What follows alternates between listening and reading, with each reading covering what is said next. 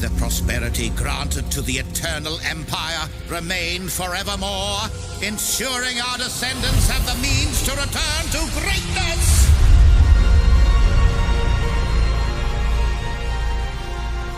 I hope you're not afraid of a little dirty work.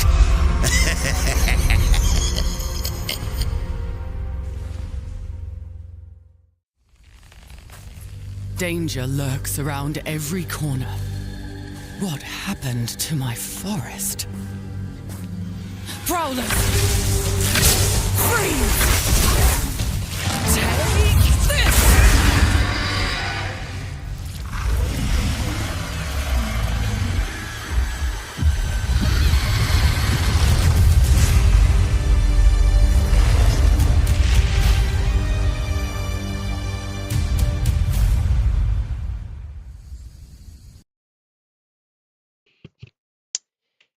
Greetings, Adventures and Foodies, and welcome to today's stream.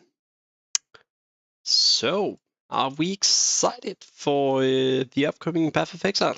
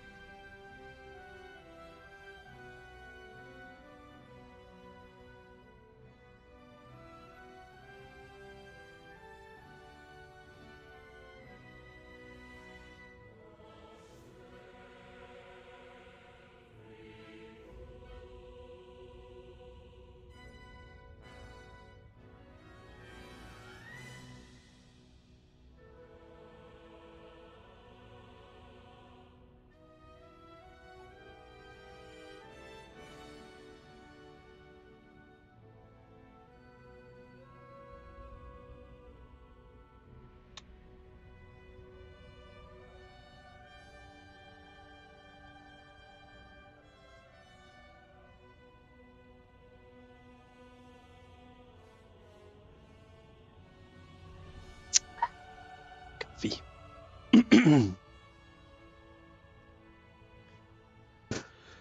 Right, let's see. All the quality of life improvements, and we're gonna get a deep dive into every single one of them. Oh, oh lord. Alright.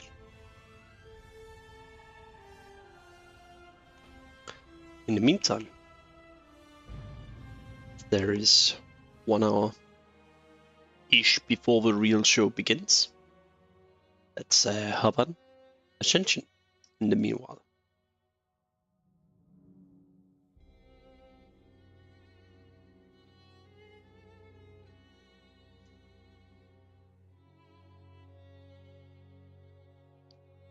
Pantheon, currency, circuit, breach, master betrayal, change, hoarder crafting station, corrupt mat change, boss unique div cards, automation, skills, endgame systems, monster detonate dead clarity, and strong boxes. These are some quite good qualitative changes. We're gonna go over them in a little bit, just so we have everything refreshed from bottom till now for what has happened as of yet. So yeah, we're gonna go over them in a bit. Oh god, the lag. But for now, let's check what's sold and what has not sold. 45 messages are not shown. Well, then I'm gonna click. Click, click, click, click, click, click.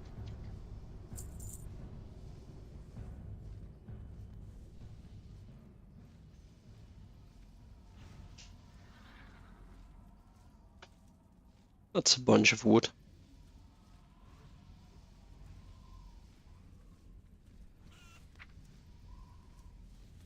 Nice meal. Great bait.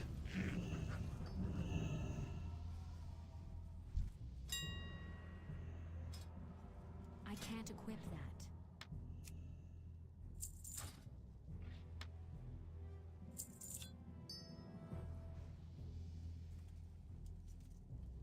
Why are they so expensive right now?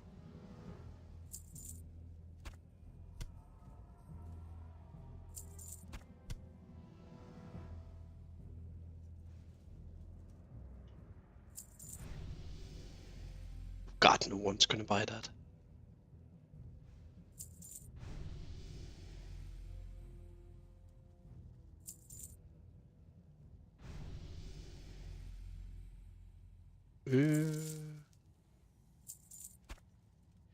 Sell, sell, sell, sell, sell, sell.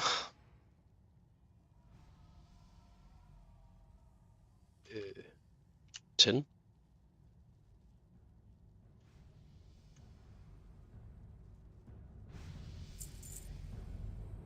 Chunga, chunga, chunga, chunga.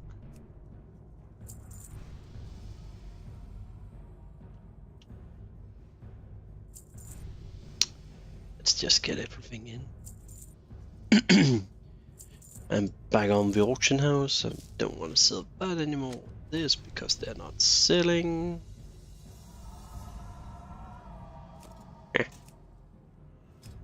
Nah, that's not true. Oh, it's lacking. Right. GG. We're just gonna sell this. It's not selling at this point.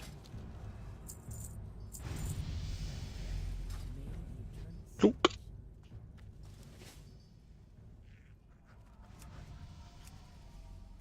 Why does it not remember? Yeah, there we go. There we go. Alright. It's a righteous orb.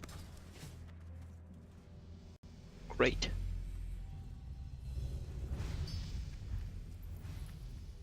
Oh, The leg. It's too severe. Oh, much better. Let's see. Silphus. Yikes. It's yikes. It's not Silphus. It's yikes. Oh Christ. I think we're pretty good on top of the profession.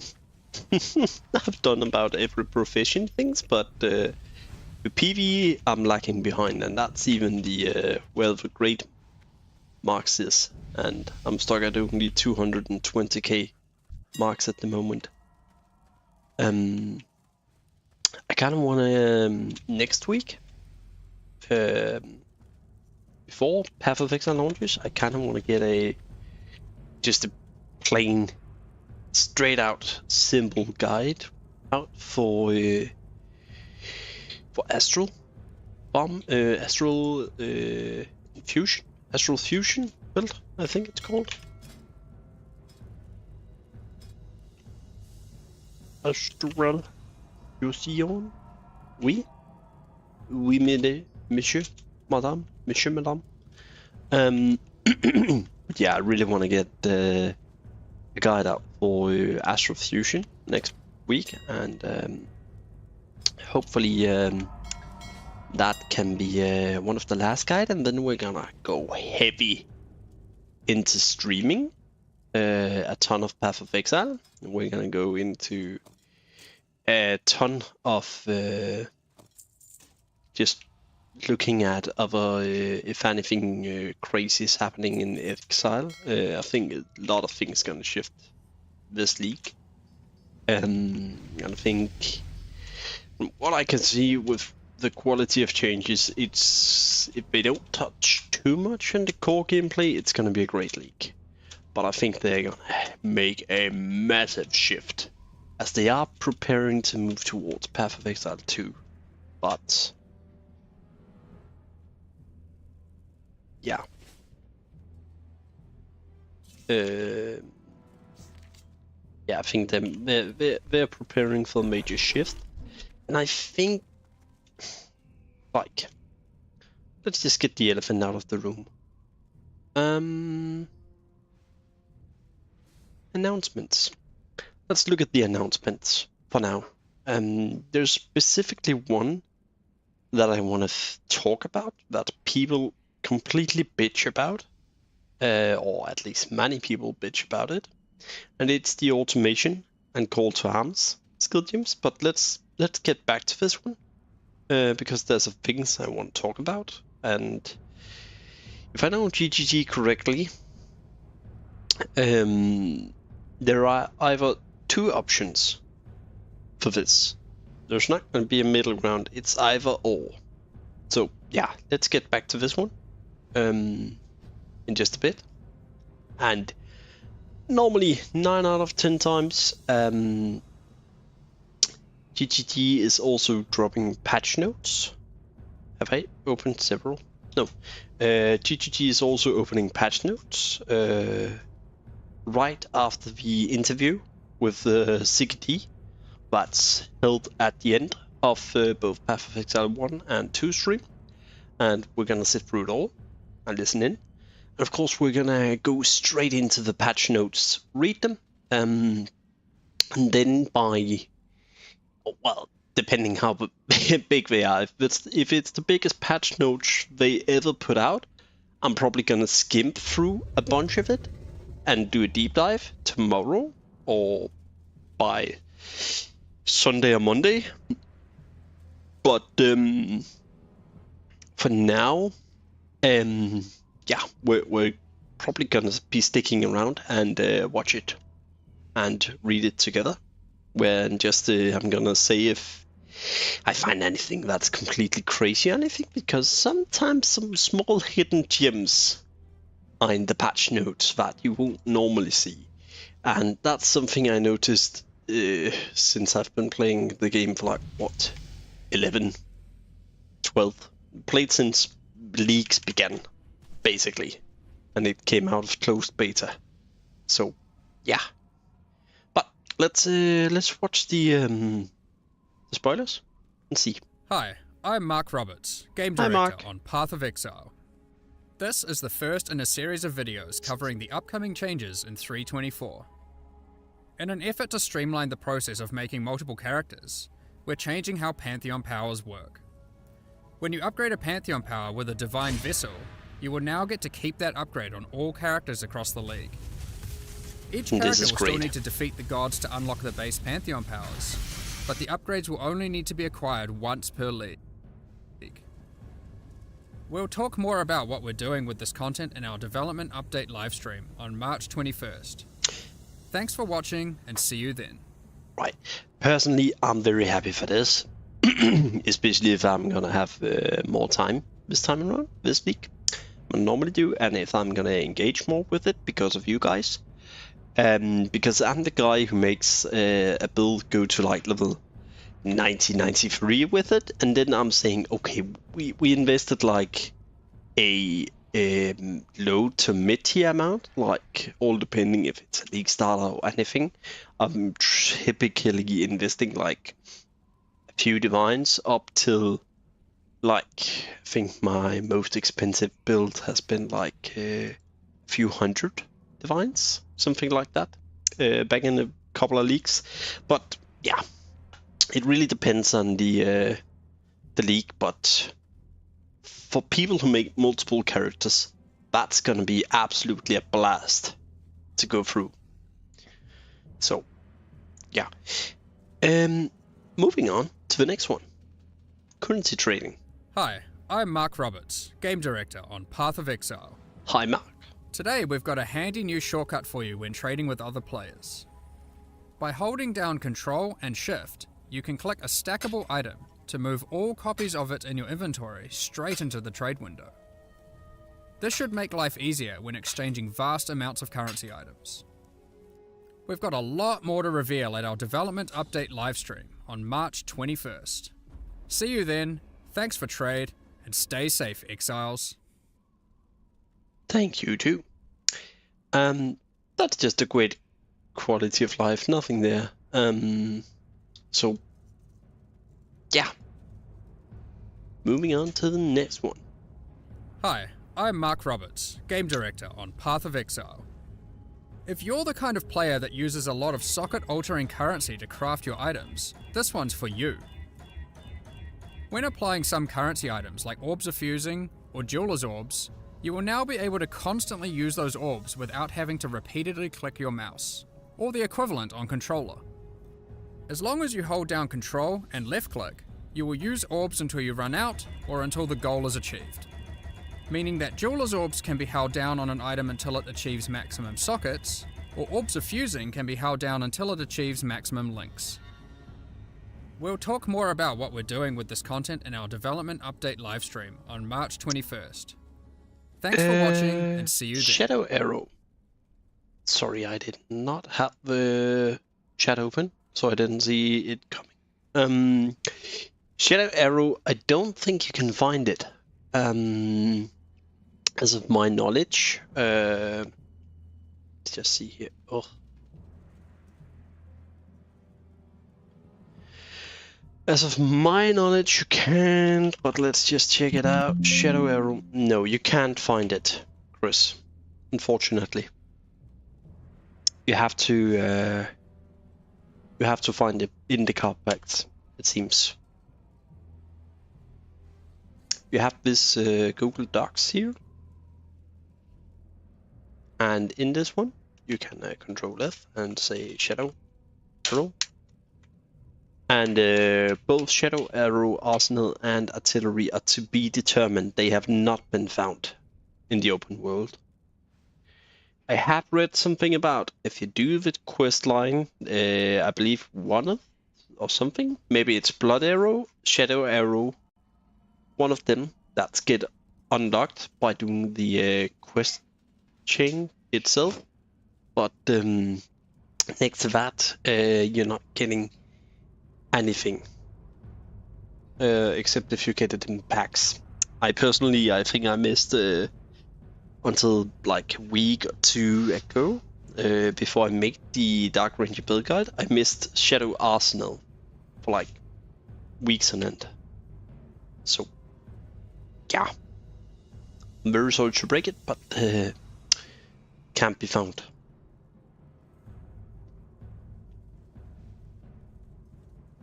And in case you need the let's just see here.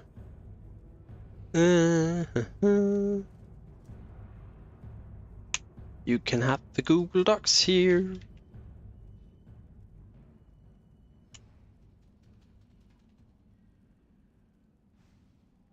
There you go, my friend.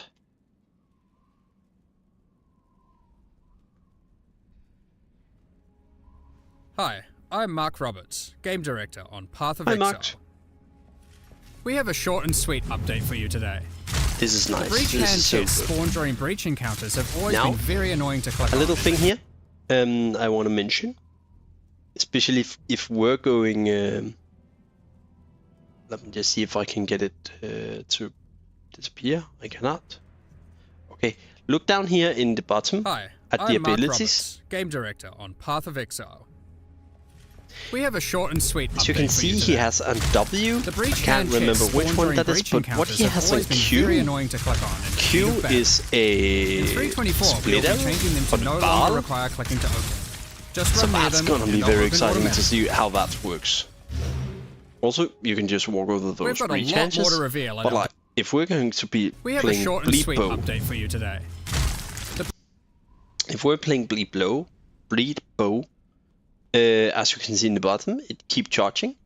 Charges up, charges up, charges up. You can have 3 stacks apparently. That's gonna be absolute crazy. I hope. So let's see if that's actually a single target or it's just more AoE split shot in the best. Like it changes something stupid. That would be kind of cool.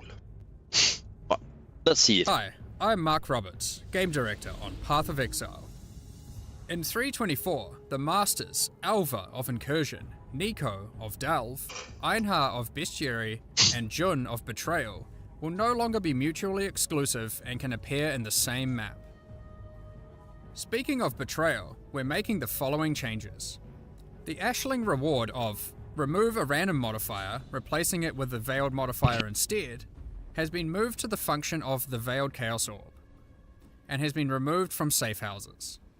Veiled Chaos Orbs will now exclusively drop from Katarina, the leader of the Immortal Syndicate.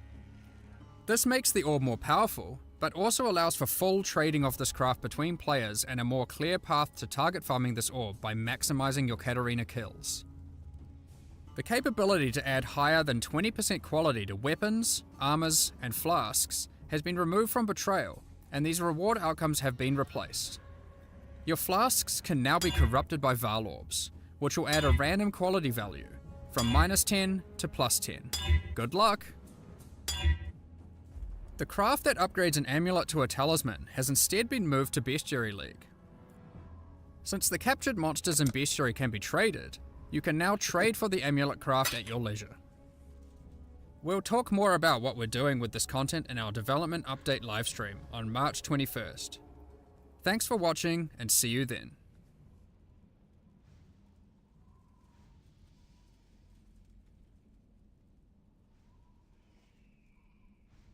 Right, and let's move on to Horticrafter Station. Hi, I'm Mark Roberts, Game Director on Path of Exile. Notice Mark. something different about this Harvest UI? In 324, we're changing the screen to have the item hover always visible as you craft. This prevents the frustration of mousing back and forth hundreds of times as you refine your items. We'll talk more about what we're doing with this content in our development update livestream on March 21st. Thanks for watching and see you then.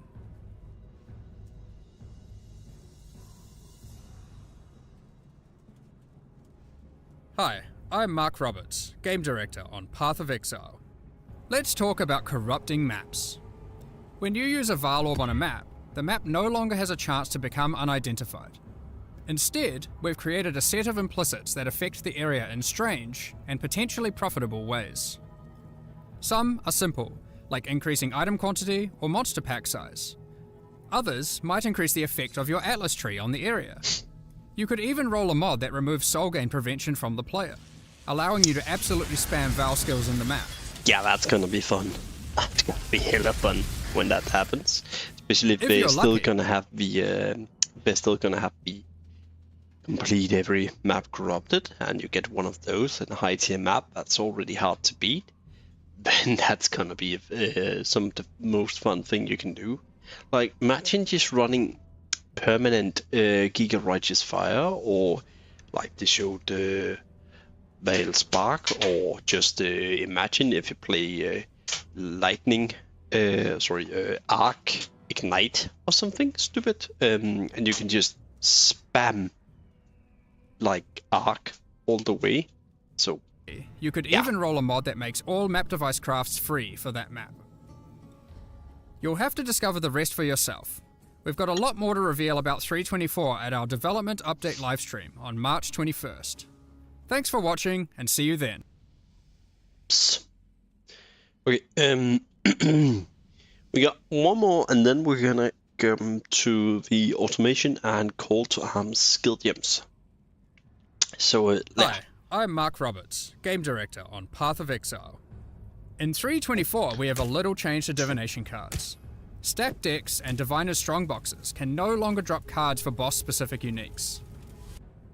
that's good. That is actually very good. While this reduces access to those uniques, farming the bosses will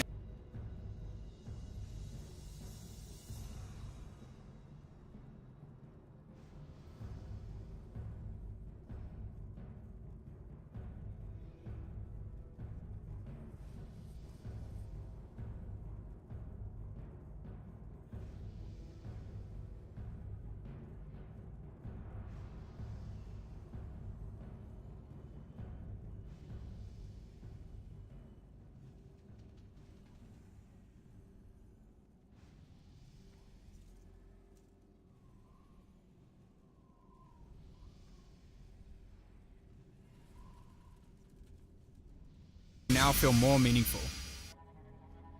We've got a lot more to reveal at our development update livestream. Thanks for watching, and see you then.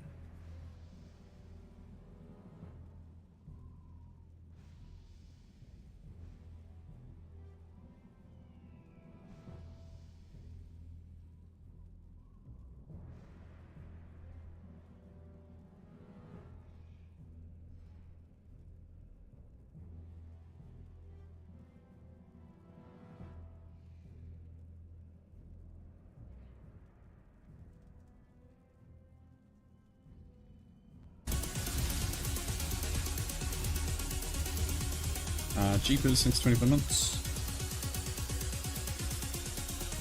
Fucking, yeah. I don't know. Mechanic doesn't really concern me as much. Much more about what they're going to do for the game. Gems and bosses and end game and whatever.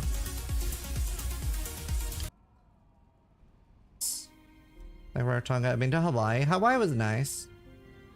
Oh, yeah, I've been to Greece. Oh, and Italy. Italy was actually quite nice. Italy is a little bit like,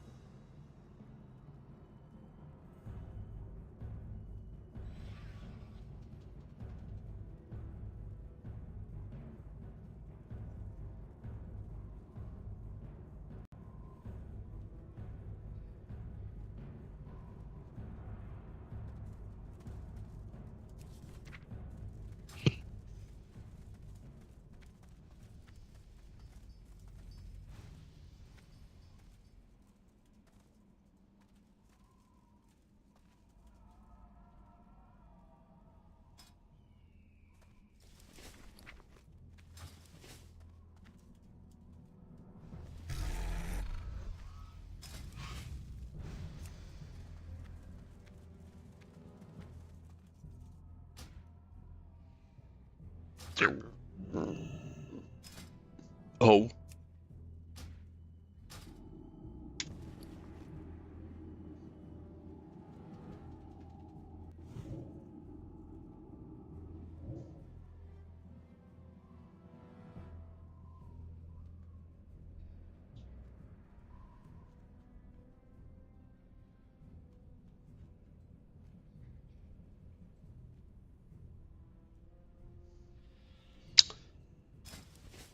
That's still recharging. It's still recharging. I can't cast that yet.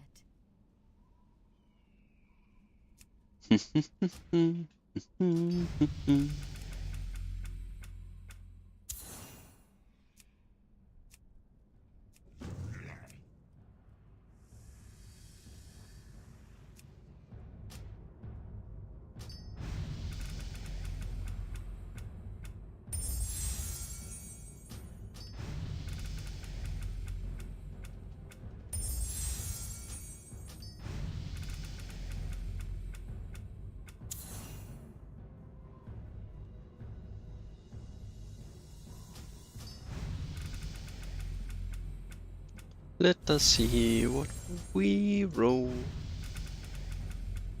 for today.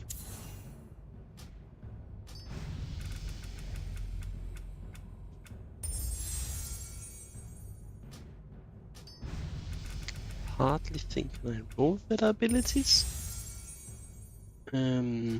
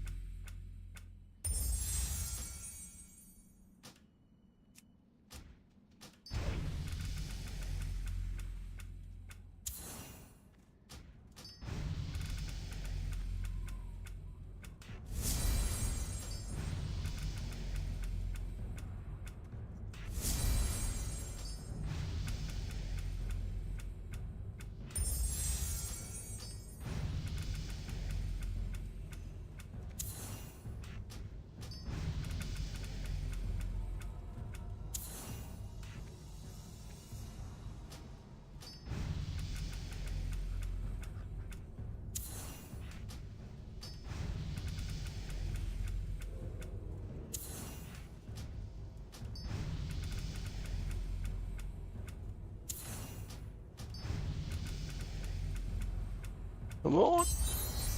No.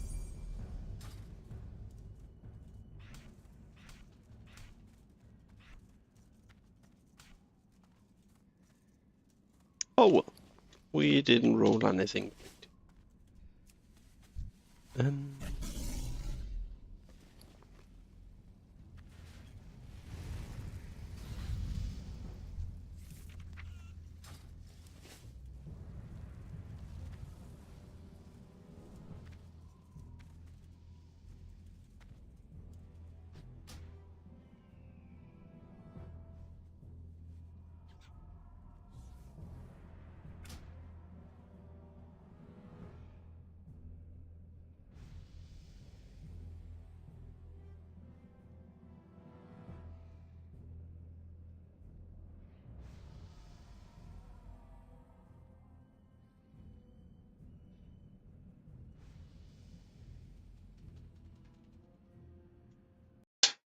And out we go. 1 hour left until The stream begins. 1 hour 4 minutes. Let's see, is it up yet? No, it's not up yet. Okay. Normally it'll be like 30 minutes before. Can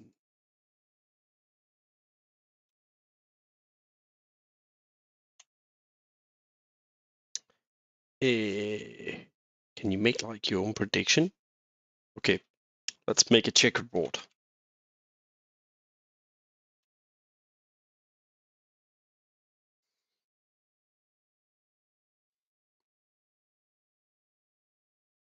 Why is it? Oh, yikes! It. Okay, guys. Let's see here.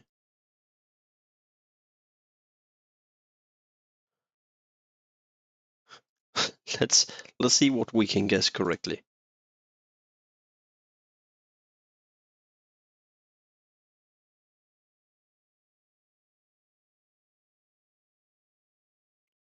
Bruce.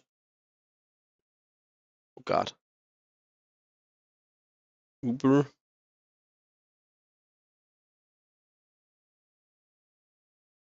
Terrain. That's an I. Of course, you can see that. Re. Nah.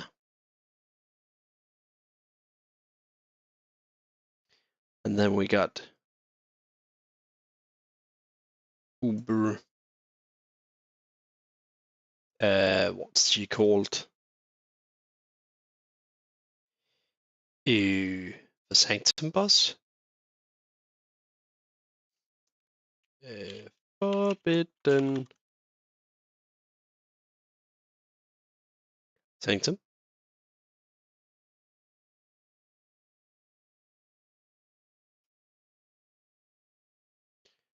What is she called?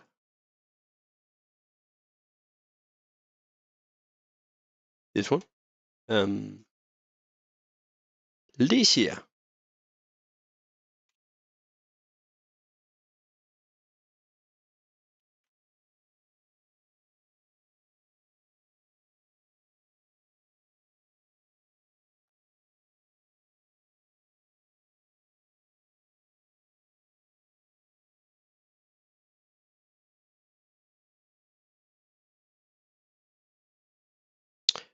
We're just gonna say rework. Anyone can say that says rework.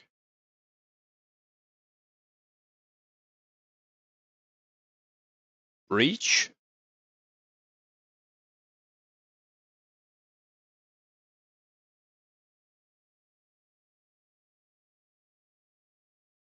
Reworked. What's we gonna guess? What's called Abyss?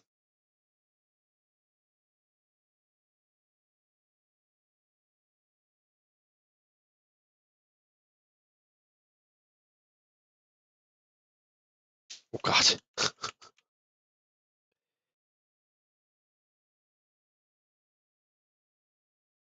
That more looks like a 5. Oh God, this is not very pretty. There we go. New gems. Let's see. This is horrible. Uber Katarina, Uber Licia, Rework Breach, and Abyss. I'm thinking.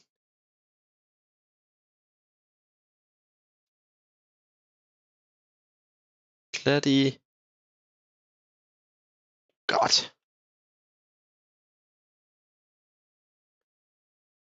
Gladiator.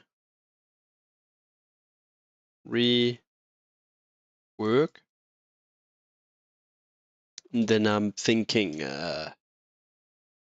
what more we're gonna predict?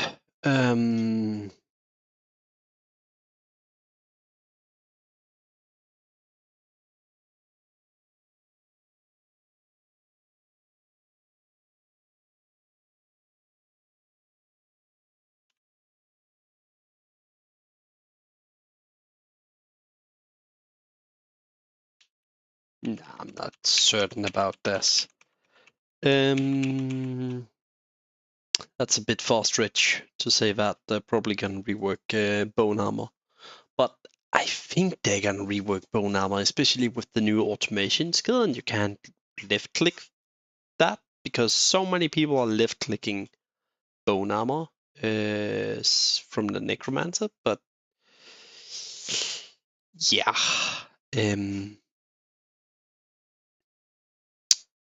so like right now, she has the bone barrier, which give bone armor, and hello in chat. And I think with the passive trigger skills that they done and removed things for left click, I think they're definitely going to do something about bone armor here. So let's put it in. But it's kind of like, if I know GGG correctly, bone armor rework.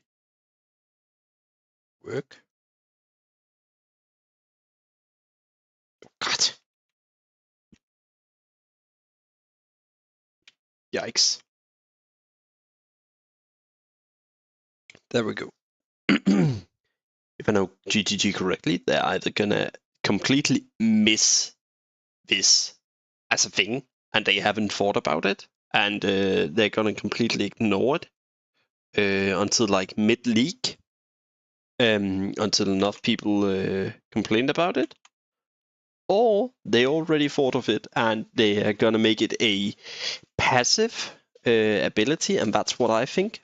When I say passive ability, I mean more like the elemental Aegis. So if you take a look, because they already have it. So like Bastion of Elements that give you Primal Aegis. I think they're gonna make it like this. That's my thought. They're most likely gonna make it like this. So like every X amount second it's gonna trigger. So yeah, that's my thought for what they can do.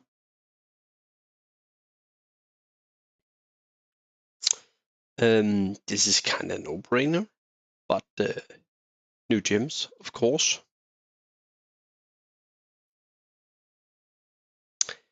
Let's see, what more could we predict? We're gonna have 9 predictions.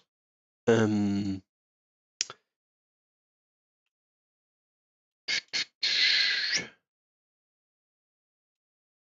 have a thought here. I do not think they're yet ready to implement a new socket system, but they might do it because it is grinding gear games, and grinding gear games have sometimes made some crazy stuff, like really crazy stuff. So yeah, they might actually do that, but let's wait, they're live.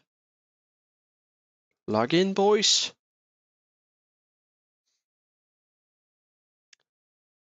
It is live. You're live and fun. Well, I am too. All right. I should Twitch drops enabled. I think I have it. I should have enabled Twitch drops. So if you want Twitch drops, make sure to go to Twitch and watch together with me.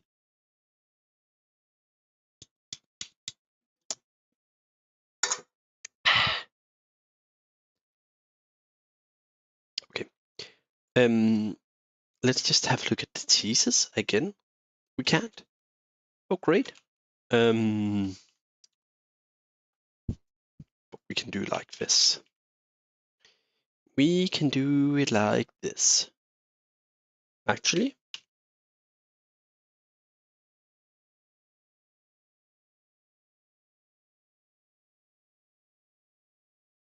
Thank you, MBX, for giving me the reminder to remember to write out.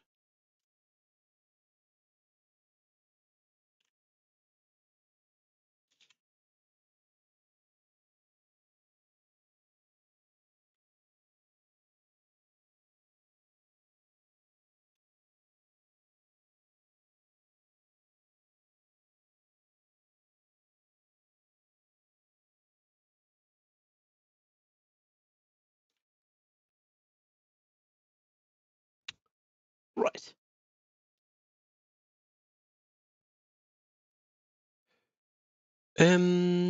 Path of Exile. Right. So we have Strongbox changes. That's not gonna be a lot. I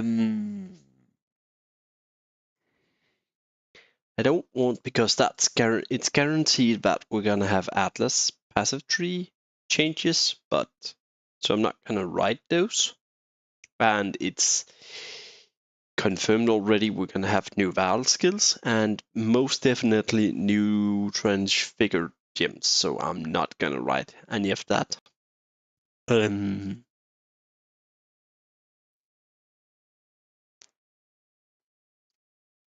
I don't think we're gonna see new Uber Katrina and Uber Lysia. But I don't think we're gonna see and I think we're gonna see reworking Breach and Abyss, new gems, Gladiator rework, Bone Armor rework. Other than that, let's have a look. POE Ninja and see which one was actually like underperformed or less represented. They might. I really hope they're gonna do Gladiator rework, because if you look at like Gladiator 0.3, Ancestor 0.3. So if anything, they're probably gonna do Gladiator, Berserker Raider. It's my thought.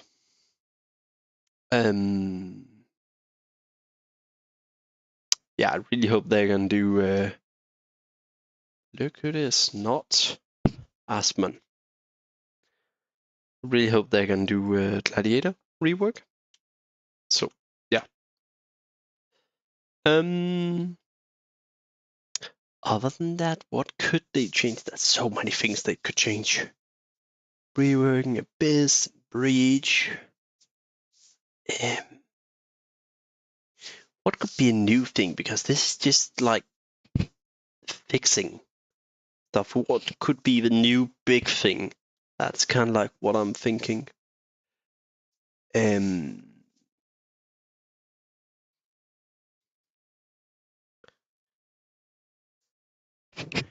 Okay, YOLO, let's do it. This is like such a fast shot.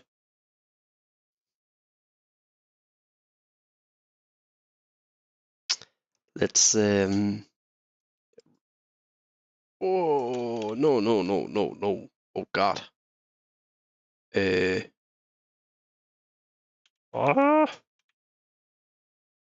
What have I done? Okay, there we go. I did not that was not part of my plan. Hello? Ah, right. There we go. Okay. Can I not do like wider? Ah, size. Right.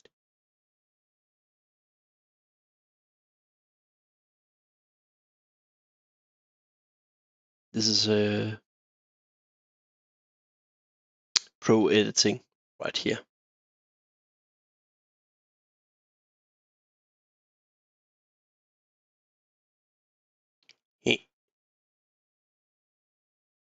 Pro paint. Many years of experience in paint. Okay, let's see. New this is gonna probably totally gonna put people off. New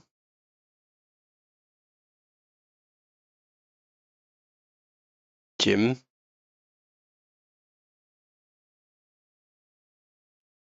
Hold on, can that be confirmed? behavior as before. I want to just see something Hi, I'm real Mark quickly. Roberts, game director on Path of Exile. We're adding 2 new Okay, so just the thing.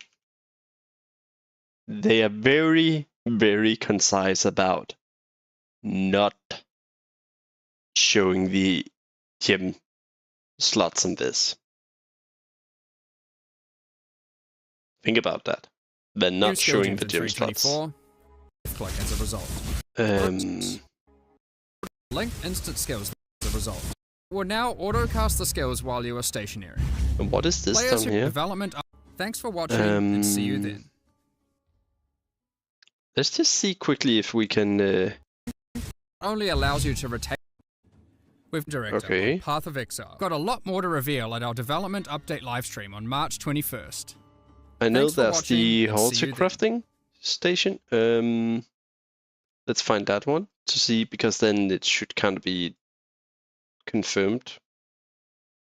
Roberts, Here we game go. director on Path of Exile. There is something different about Ho ho ho. This might be a complete wild. It's something I've been thinking about they might do to tune it into the line of the Path of Exile 2 that they have done. But think about it. They're not showing the sockets.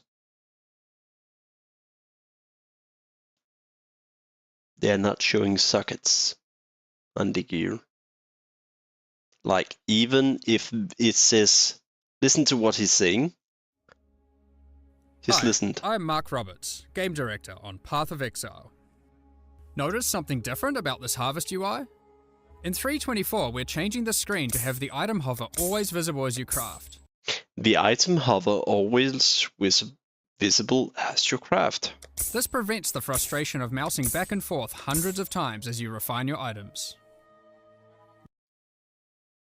Either they have not, it's a dummy client that they haven't enabled watching sockets on gear unless you hover over it, or that's very deliberate, and they don't want to show.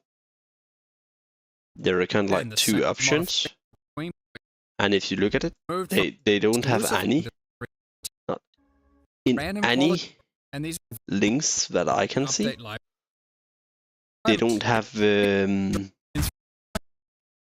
don't And go happy about breaching. showing it, so it might actually Okay. be Really click your mouse. okay, wait, When applying some forget what I said. Ha, they're not making a new system. Okay, confirmed, no new system. I should have looked at this teaser at the start. Well, there goes my theory. So we're gonna save it at new gyms. Yeah. Hey. Nobody saw nothing about new socket system. Erase, erase, erase, erase, erase. Oh god. This is just my brain going off in 10 million directions. Okay. Whoa, yikes.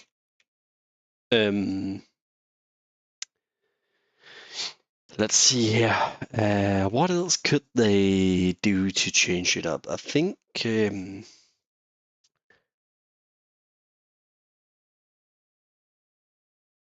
last. I think this is gonna be the last 3 point something.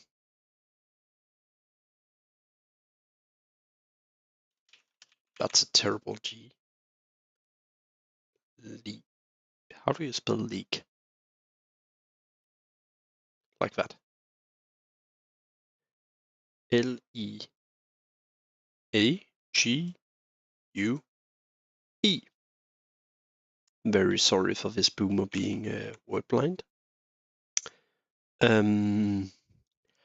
Because I think it's gonna be the last 3 point something league. I think either they're gonna go just have, they're gonna say to people, have fun, and they're gonna just release everything, and then by the next time, when the closed beta or the beta of Path of Exile 2 basically opens up more for the public, I think they're gonna hit us with the 4.0 as not to have both Path of Exile 2 and a 4.0 patch coming at the same time. That would be like shooting themselves in the foot if they did it like that. And I think they're gonna save a new socket system for gyms, probably for an update for that, for whenever we get to like Path of Exile 4.0. So let's see a last prediction. What could it be? What could our last prediction be?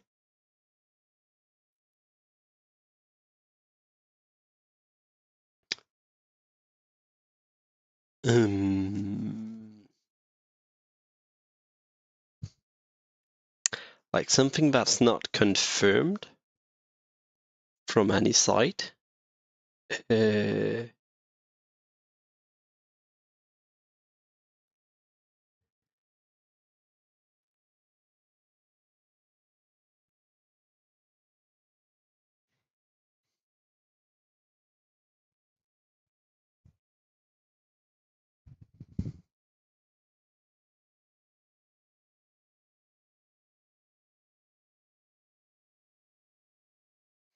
A last prediction.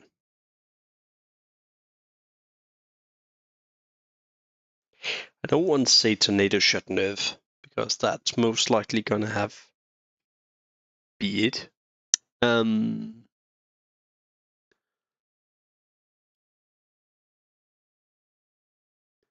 Could be fun if they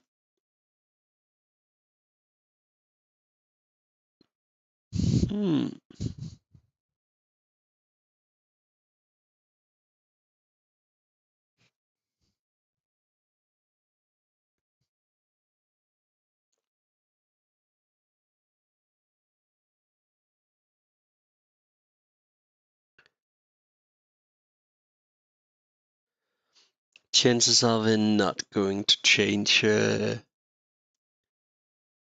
probably not changing how Mage Blood works. That would be a bit too far stretch.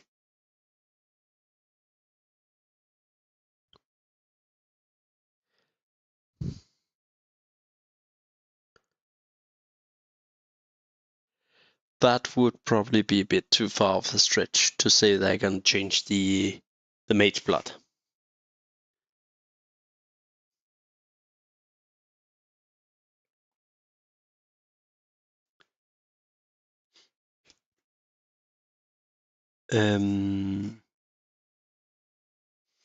What could they change?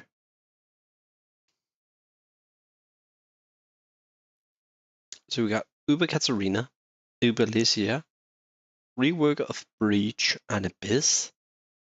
They're probably not gonna rework Harvest. And they're probably, I hope they're reworking Gladiator. New gem, Bone Armor rework last. Let's put in, I just feel bad about putting this in, but for now, I think it's very possible.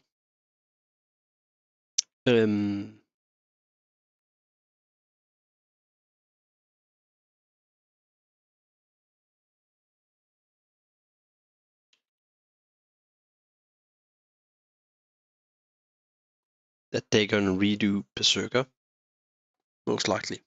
Right, so this is our predictions. Let's just put down here and see if we got more predictions. We can put them in. If I can think of something in the next couple of 30 minutes.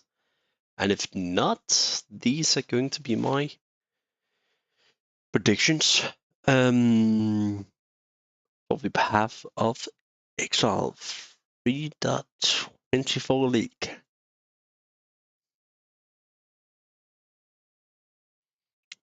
Most likely.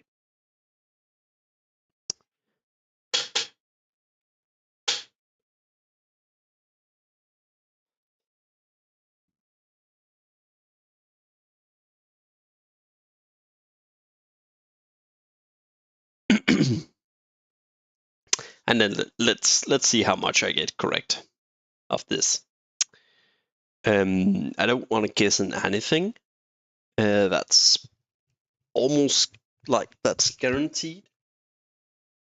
So like, let's just say gyms. God, that's ugly. There we go.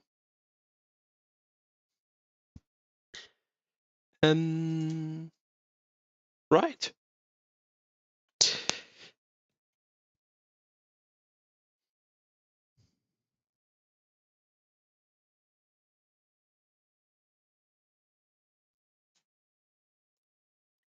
Go, go, go, go.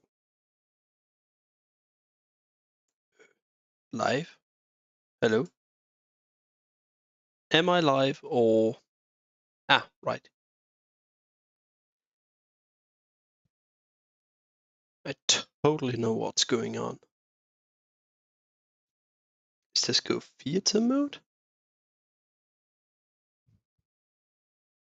I'm gonna go full screen and we're gonna show chat like this whenever they're gonna start. That's probably how I'm gonna stream it, like this.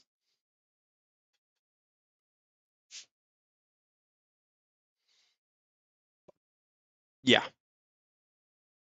All right. Let's see here. I think they're gonna do...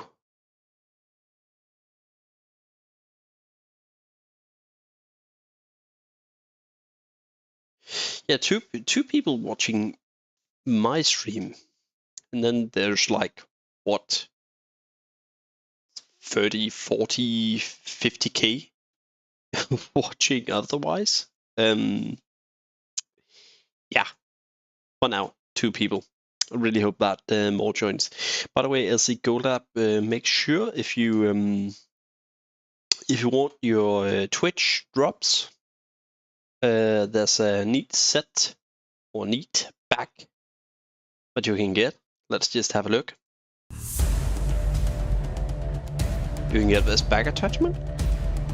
So if you want that, make sure to go watch me on Twitch instead, and make sure your account is linked to your Path of Exile account. That way, if you watch me on Twitch, I believe I've... oh man, damn. But yeah. Then I believe I've set it up so everybody can get Twitch drops.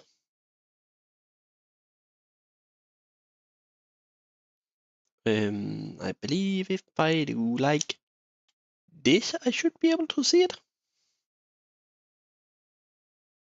Yeah, it's on. It is on.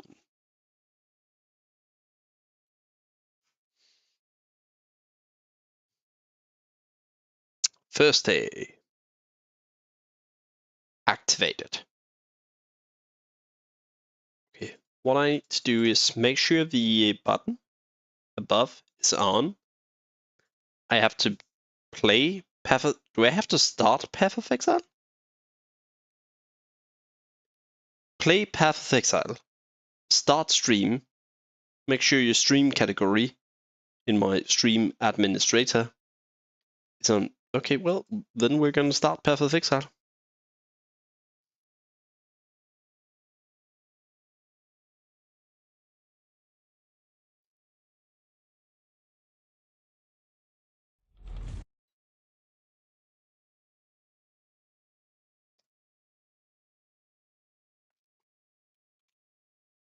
You can clean up all you want.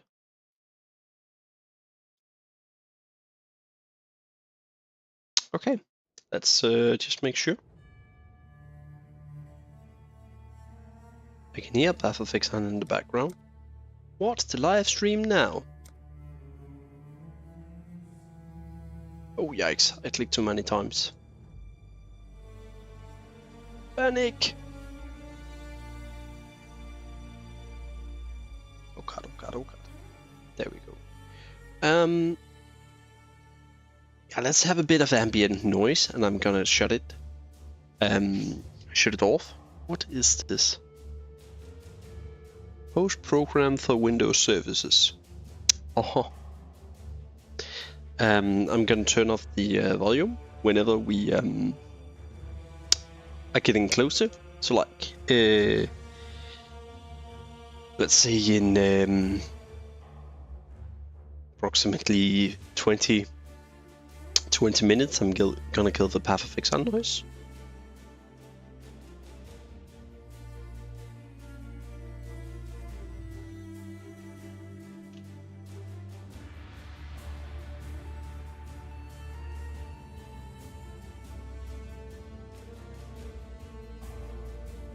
Right. So, getting back to the business. So, we're gonna have a reworked Gladiator, reworked Berserker. I think they're gonna rework Bone Armor. We're gonna see new gems, not just change, but like new gems. Then I think we're gonna have a Uber Lesia, like Uber Forbidden Sanctum and Uber Katarina. Fight. I think they're gonna rework Breach and Abyss, and again, probably the last league for 3 point something, and yeah, then we're probably going to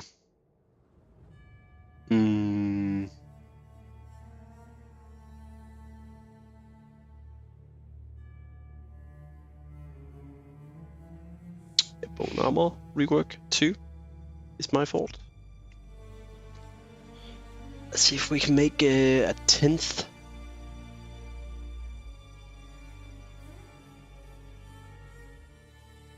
Okay, so let's see. It's not gonna be anything new about the campaign. That would be too big of a thing to change anything about the campaign before we get to 4.0. It's guaranteed we're gonna see Atlas tree changes, and of course passive tree changes, but let's say more specific. Yikes. This is a personal hope, it's not guaranteed at all, but I really hope it because I love the idea.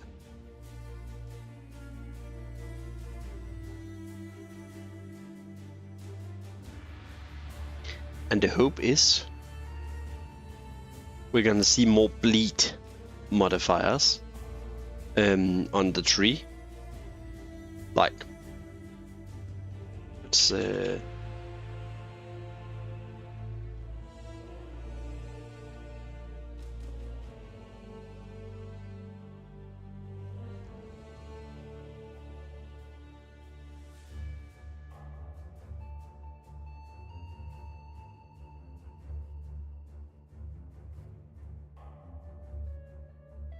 yeah, this fit like a charm.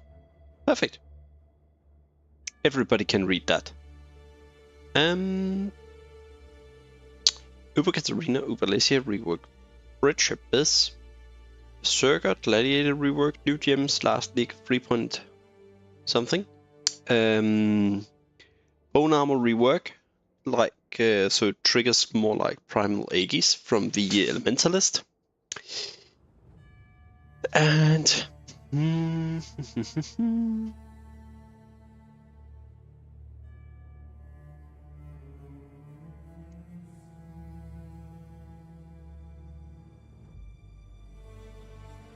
what else they're gonna change?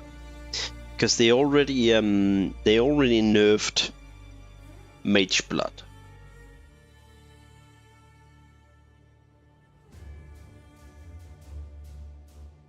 It would be funny if they completely destroyed Mage Blood by like removing Enkindling Orbs and only having Instilling Orbs. I don't think they're gonna make... Oh it would be so funny if they made Flask passives this league, but I don't think they are at any given point. Let's quickly find the quality of life for Flasks.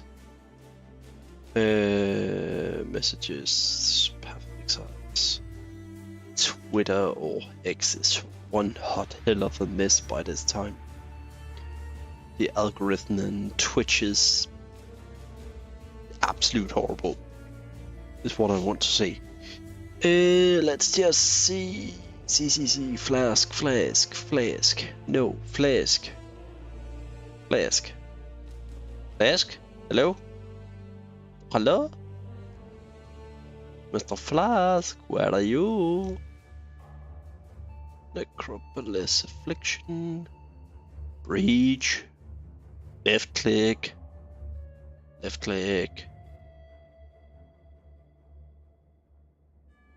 Did I skip it? It is right, Flask. I skipped it. Okay, Game director on Path of Exile. I just want to see Battling something. reward of remove a random quality to weapons, armors, and been removed from random. Okay, consume charges, right? So they're not gonna make it. They're not going to make it. Let's see if they're changing the maximum resistance. We see that. That's a 13 quality and that's a 25. No, it doesn't seem like either.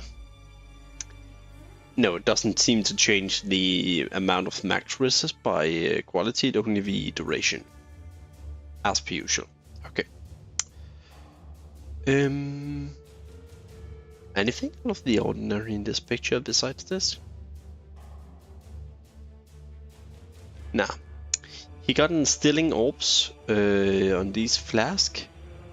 It would be so funny if they removed enkindling, as I said.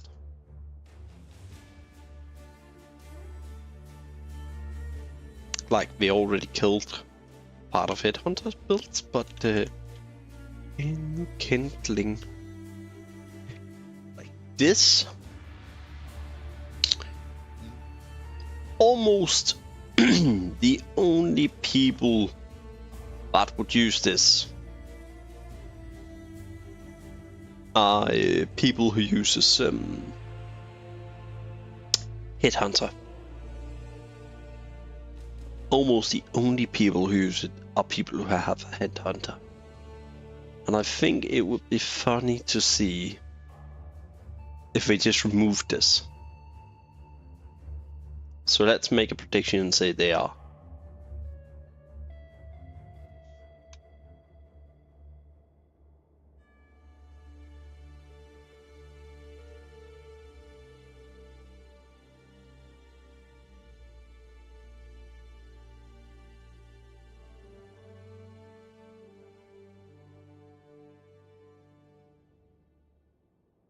Just can take it to the other screen so I can see how it's spelled.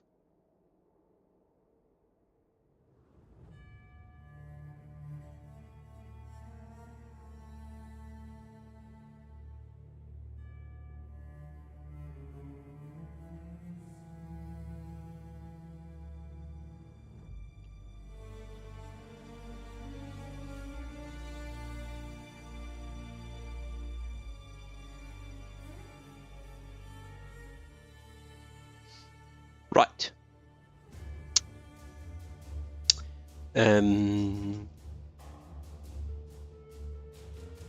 Let's see here. Do we have anything else that could potentially be? Any big changes? Any big changes? Any big changes?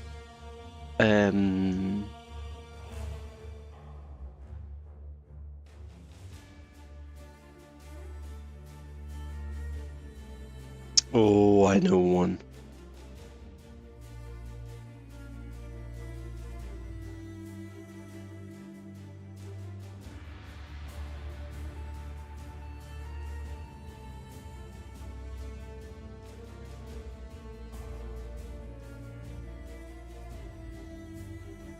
How could I not talk about this?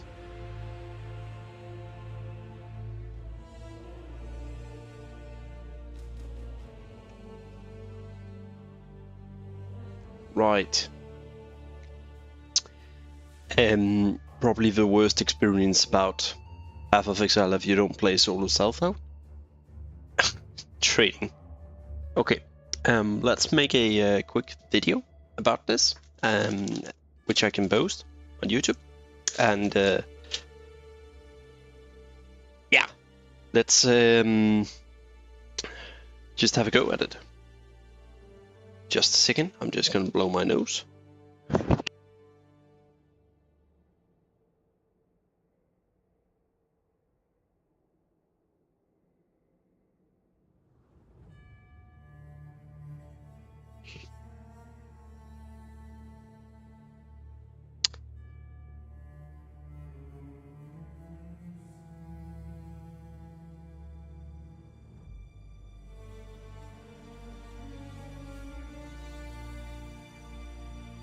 Let's just get a little thumbnail here.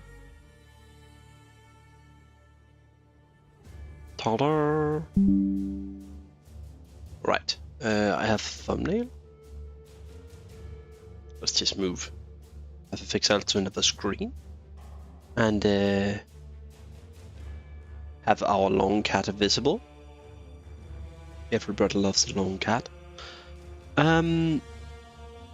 Alright, I'm gonna start a video recording real fast, so we can probably have this up on YouTube before we launch.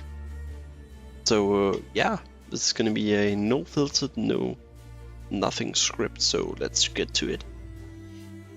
Greetings, adventures and foodies. Today we're having a reveal of Path of Exile 3.24. For the reveal, they're gonna take out a massive bunch of information and toss it in our head. That was completely off. Let's try that again. Now you know how many times I redo content way too much. Right. Okay, let's go here. Greetings, adventures and foodies. Today we are having the Path of Exile 3.24 reveal, and in Friday next week we're gonna see the release of it. But before we have the reveal, there has been a ton of information on YouTube about different builds you can go, different direction and anything.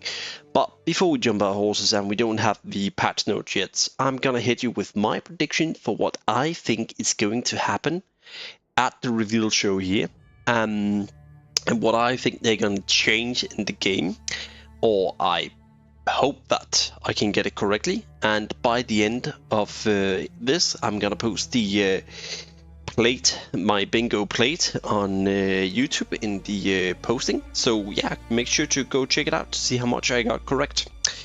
But before that, let's get into the list that I've made.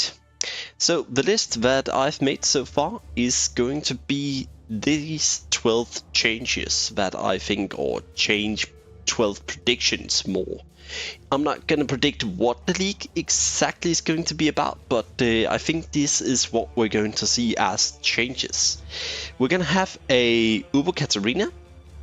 That's one of my predictions, as we have been seeing Katarina in the trailer, and I think she's been kind of like underwhelming in most cases for many people and kind of ignored. And since they're already making some safe house changes, I think this is most likely going to be a thing. Also, as Necropolis, Katarina, Master of Death, hello.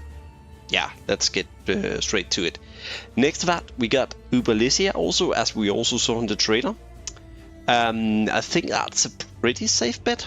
Also, as yeah, it's also something about Templar, Tomb, and everything from the, oh sorry, not Tomb, Sanctum, and we see her in the trailer. So I think Uber Katarina and Ubalicia is probably going to be two things that I hope are going to come, and it will be super fun to also do Uber Katarina in the upcoming league. Next to that, I think we are going to see a Breach rework in the mechanic of how it works. Not the exact breach hand that we're going to run into. We already got confirmed that they're going to change that up a bit with the hands. That's going to open up themselves whenever you run over them instead of having to click them, as it's bloody annoying. But I think we're going to see a change in that. Then I really hope that we're going to see more bleed on the passive tree. This is personal hope, and I've been hoping this for the past league. But since they didn't really did a gladiator rework last season, I think we're going to see it this one. So yeah, that's going to be absolute due for the gladiator, as it's been a underdog for so long time. So let's pray for our little boy here. I think we're going to see new gems. So of course, I'm not talking transfigured gems, I'm not talking Val gems, because that's most likely going to happen. But I hope and I think we're going to see new gems to hopefully shake up the meta and give a fresh breath to the game when it's not just the same gems, but changed a bit. I think we're going to see completely new ones. Then I think we're going to see rework Abyss also. So the reason why both Breach and Abyss is on the list is because I think in the trailer, so let me just pull it up if we can.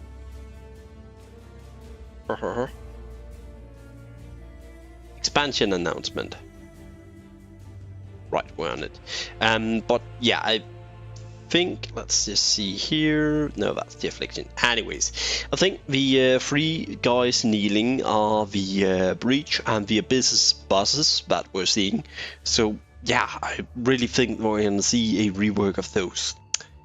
And I really hope they're going to remove the Enkindling Orb. They already nerfed Headhunter a bit with the change in how Flask works, but I think they might be going all in on it and removing Enkindling Orb to kind of like stomp Mage Blood down a bit, because like not everybody can use a Headhunter or want to use a Headhunter, but basically anyone can and want to use a Mage Blood. So yeah, this might change up a bit in that regards.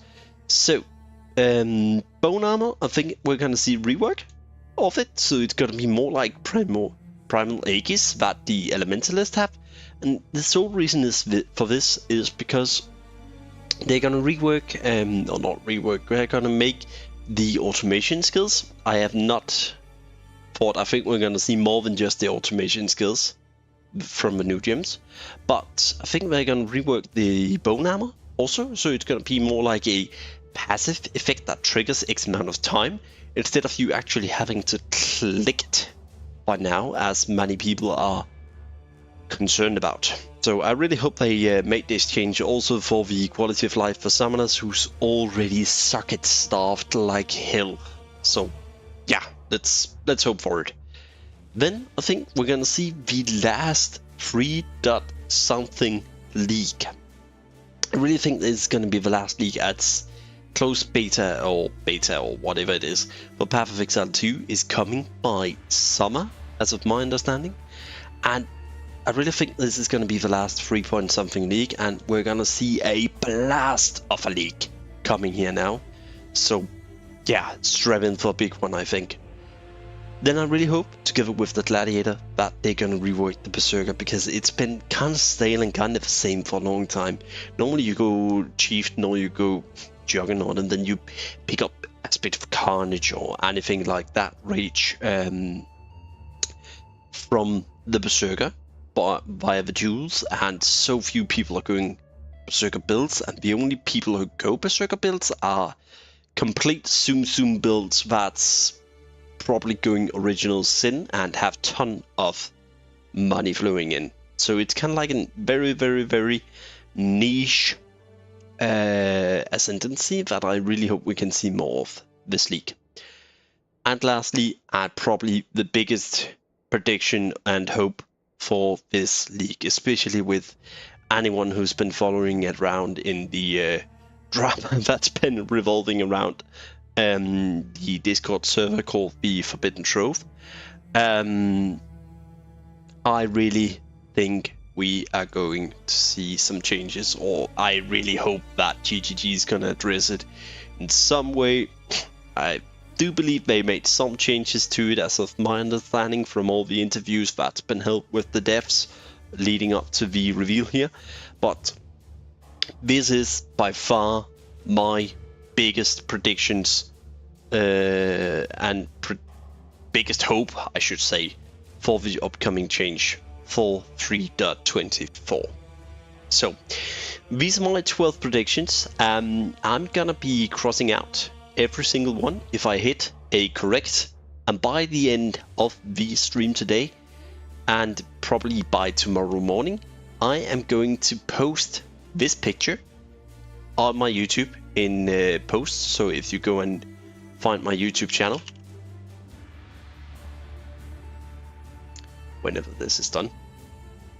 So if you go to my YouTube channel, you can go to my community tab, and you should be able to find it right here and see how much I guessed correct and how much I did it wrong. And I'm totally gonna make a link in the description to the post, or probably a pinned comment for whenever this is over and live. So for now, we are 10 minutes away from the actual reveal, so I'm gonna head over to Twitch by now, and yeah, see you all at the live stream. Stay legendary.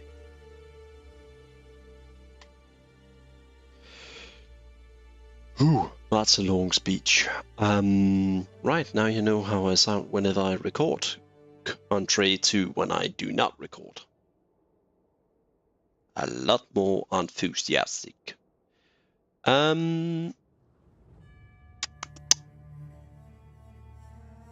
a unrecorded version. So normally I would cut out, I've stopped recording by the way.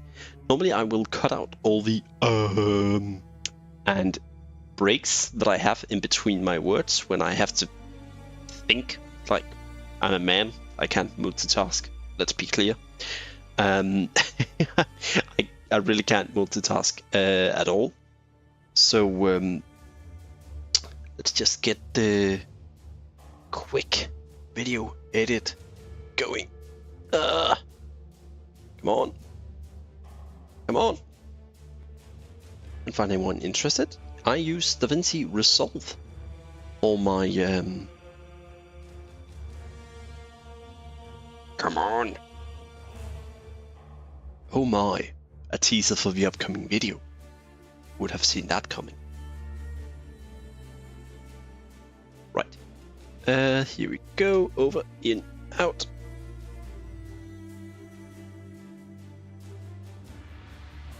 Change it. Go, go, go, go, go, go.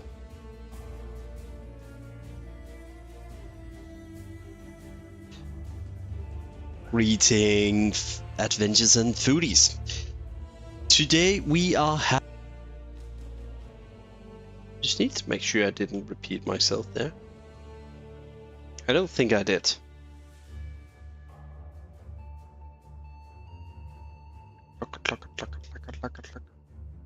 Right. I think that was it. So let's quickly say quick export, YouTube, upload directly, public, private.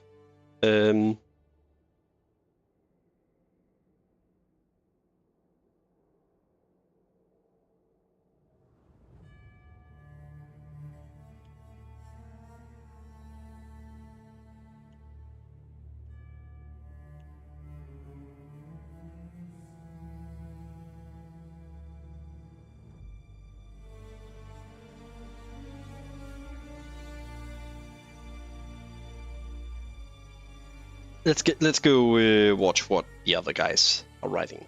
Like, I take great inspiration.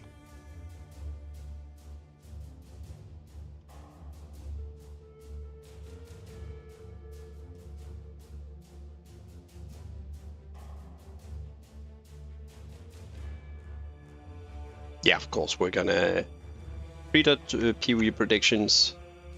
And let's call it Path of Exile. Necropolis. Perfect. This is so much not gonna be ready.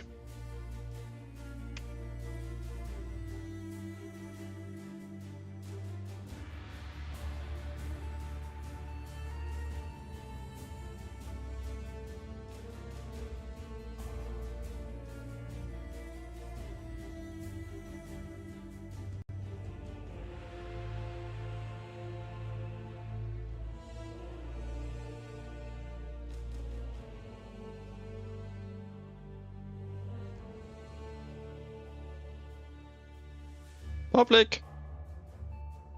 Export. Predictions. 3.24. Panic. Starting in 8 minutes. Please be fast in rendering. 5 minutes. Right. Quickly gonna go to the toilet before it all starts, so I don't have to run midst of everything, as it's going to be 1 to 2 hour long. And I'm gonna go grab a Coke from the fridge, so be right back.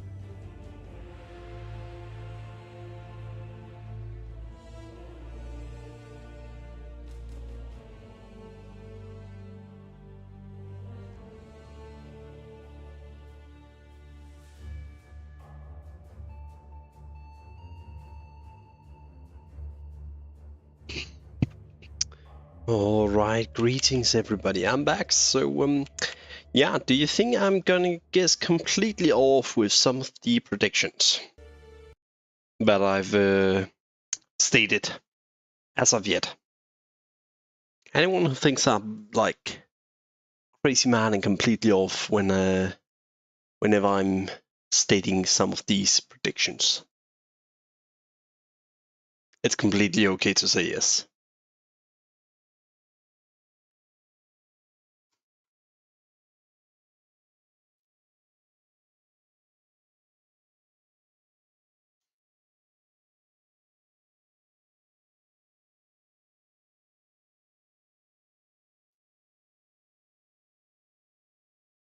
Let's just go in do not disturb.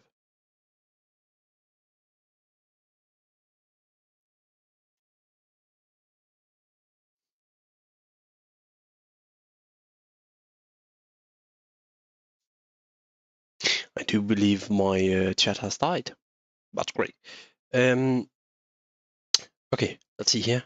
Perfect. Is that the just as we reveal all details of upcoming? Yeah, let's like and repost. All right. I am so ready for this.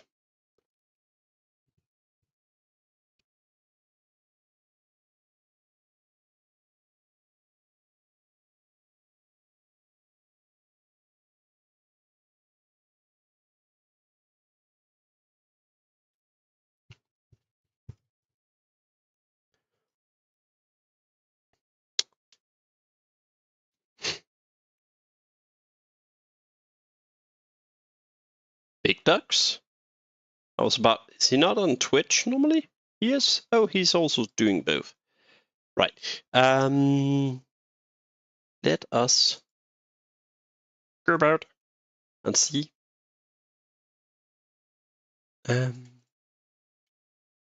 We have everything here, and let's just say studio and see how far you. Okay, it's almost done. I think it's done. Hey, gained a subscriber more than last time I looked. Woohoo!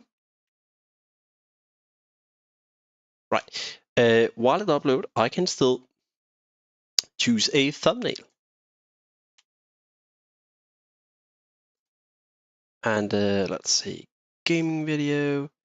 No, it's not made for kids. No.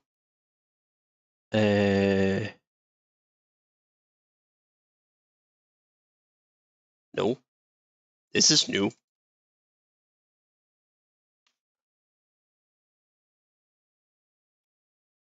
That's creepy that you have to actually think of that.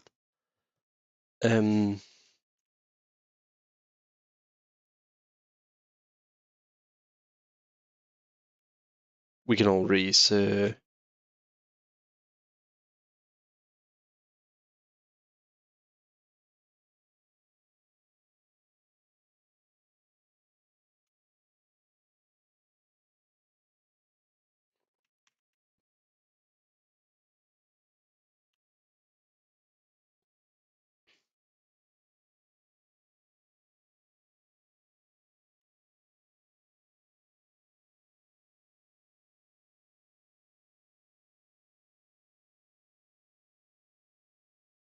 how far are they? Okay, they're going to launch in 2 minutes, and then they're probably going to scare the living hell out of me.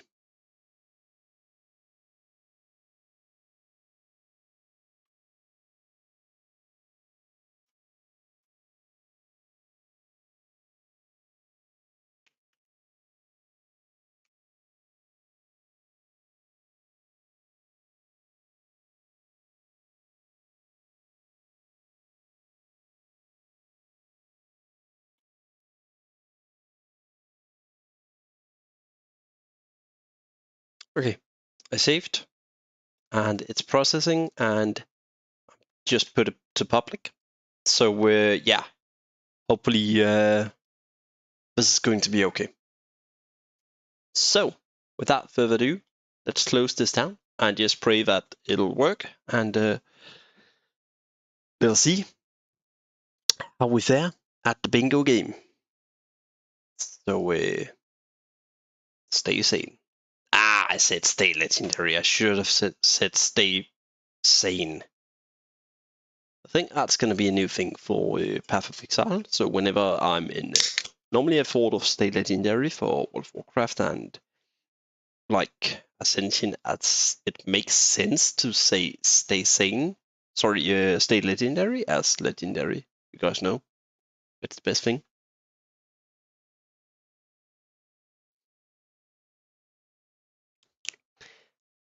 But I should have said stay sane. That's actually a really good phrase I made. So like, I can both say stay sane and stay legendary. Let's hope I don't play anything more than 2 games.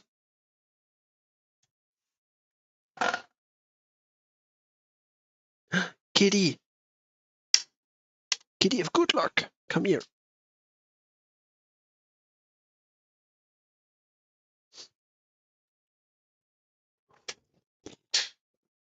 Game?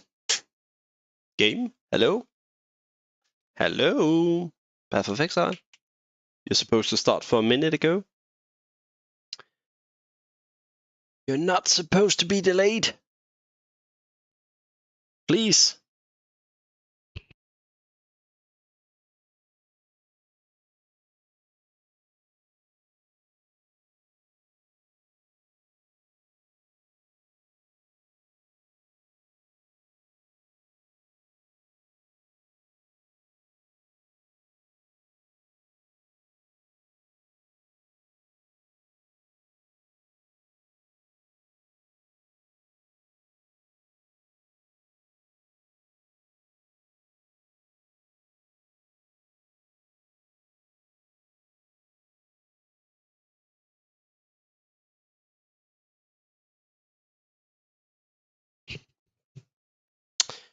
Guys, I think I think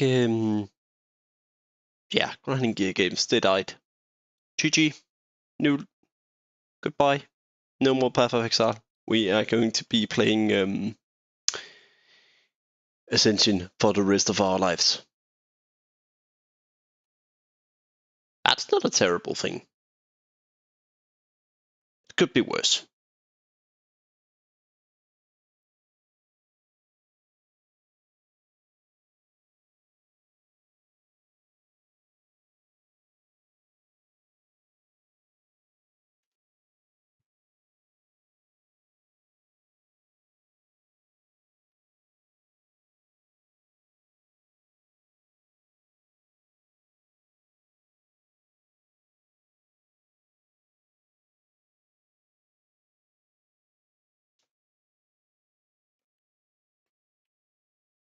I think my Path of Exile video is probably going to have absolute 0 views.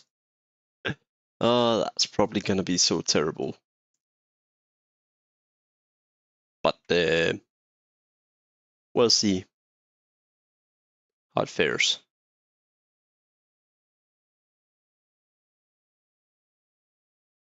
It's more like I want to get it out.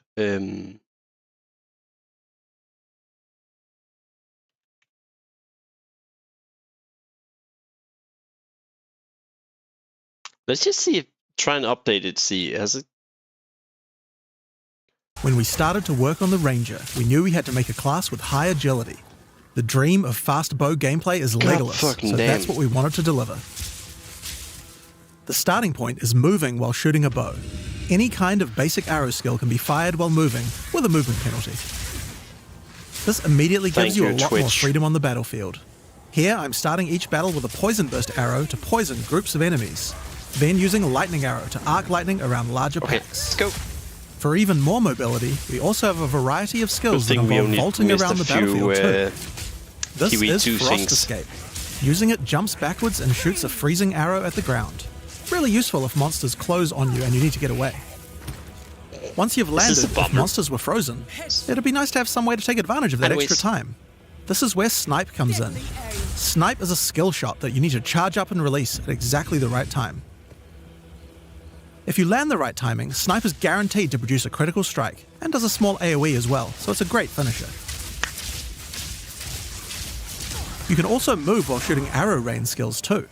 This skill is Lightning Rod. It shoots an arrow into the air that sticks into the ground, and does a small AoE. Once the rods are in the ground though, they attract any arcs of lightning that are nearby, causing them to explode again. This means you can stack up a bunch of lightning rods on the ground, and bounce lightning between them, doing way more damage. Now this takes care of packs pretty well, but for bigger enemies I'd like to have something that's going to enhance my damage output too. This skill is Stormcaller Arrow. Using it sticks an arrow into an enemy. After a short period of time, a lightning bolt comes from the sky and strikes them. This has a high chance to shock them, and shocked enemies take 30% more damage from all sources.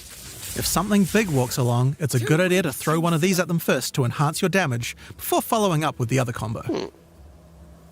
Now, if I really want to enhance this combo, there are a couple of things I could do using our support gem system. Skills in Path of Exile are granted by items called skill gems. Each skill gem has coloured sockets in it, and these sockets are for other items called support gems. Support gems modify your skills, and it's where a huge amount of the customization of your character comes from. First, I'm going to take this multiple projectile support gem. I could add it to my lightning arrow, and it would fire multiple arrows. This would increase the number of targets I can hit, but that isn't the effect that I'm after. If I add it to my lightning rod skill instead, then when I fire it, I get a nice group of rods.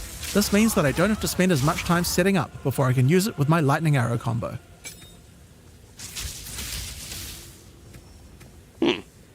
I might also add faster projectiles to make the lightning rods land faster too. Now next up I'm going to grab this chain support gem. Chaining causes many effects to repeat on new targets when you hit them. If I add it to my lightning arrow, it will cause the arcs that come out of lightning arrow to strike even more targets, rippling along my line of lightning rods for huge amounts of damage. Okay, interesting.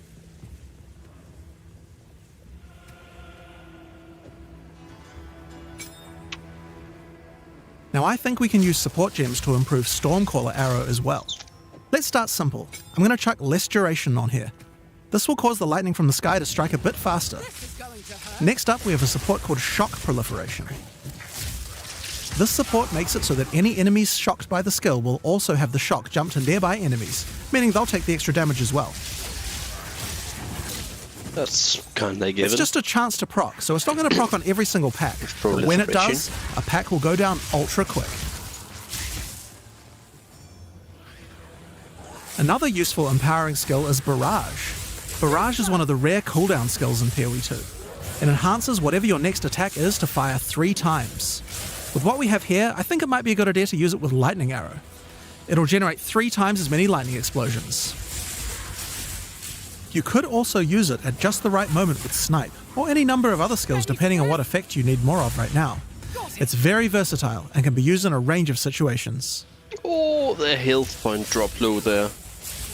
Now, even as mobile as the Ranger is, it's still very useful to slow monsters down, and a Ranger certainly has quite a few tools to do this. If you're prepared to get up close and personal, we have a skill called Electrocuting Rod. First, jump over the enemy and shoot it into them. Once the rod's in place, any lightning damage they take will build up a special electrocute gauge. Once the gauge is full, the monster is totally suppressed, allowing you to kill them easily. Hey? Now sometimes when you use Electrocuting Rod, the enemy dies before you get a chance to electrocute them. I think there's another support gem I could add to my Lightning Arrow to fix this problem. Neural Overload will make it easier to electrocute enemies. If the skill it's attached to puts them over 50% of their electrocute bar, it will trigger instantly.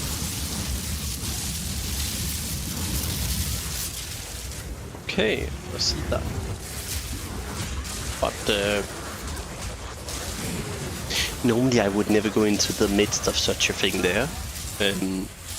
Just never go in melee when you're a ranger. Like, now this skill works really well for suppressing a single large enemy, but I'd like to improve my crowd control ability for groups as well. I'm going to add a support gem called Frozen Nexus to my Frost Escape. This makes an area of chilled ground around frozen enemies. I'll also add Deep Freeze to it as well, which will make the freezes last a bit longer. Now when I use my Frost Escape on that front enemy, others nearby are slowed down. It would also be good if I had a way to slow enemies down when they're farther away from me as well. So this would be a great time to start getting into the Ranger's poison and plant-based skill set. To start with, let's have a look at Vine Arrow. This skill fires an arrow into the air that creates a small plant where it lands. The plant sends out tendrils to nearby enemies, slowing them down and poisoning them. But it does have another function too. If the plant gets further poisoned, it transfers that poison to the monsters it's attached to. Normally you would only be able to get 1 stack of poison on a monster at a time, but you can put as much poison as you want on this plant. You could just use the plant to slow monsters down and not worry about the poison part.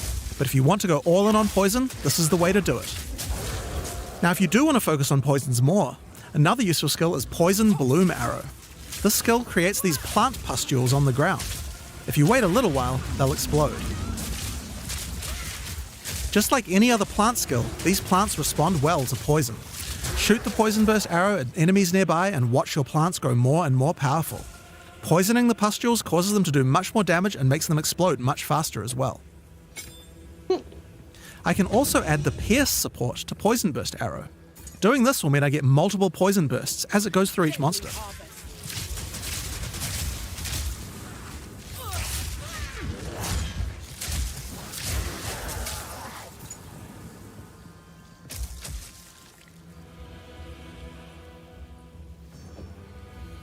We also have another skill to make a nice environment for your plants to grow. Gas Cloud Arrow. This skill shoots the ground and creates a cloud of gas that continuously poisons things inside it. Throw your plants down, then put a gas cloud on top. The constant poisoning will make them grow. Did somebody say Caustic Arrow?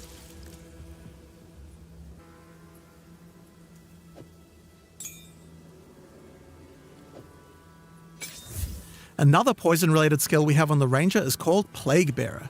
This is a reservation skill, meaning it uses Spirit. When I enable it, I get this counter that counts up whenever I apply poison to a monster. You can see the counter on the skill increasing as each new monster is poisoned. Now I'm going to fight these monsters and make sure to poison them as much as I can to build up the counter. Okay. 46% I can see.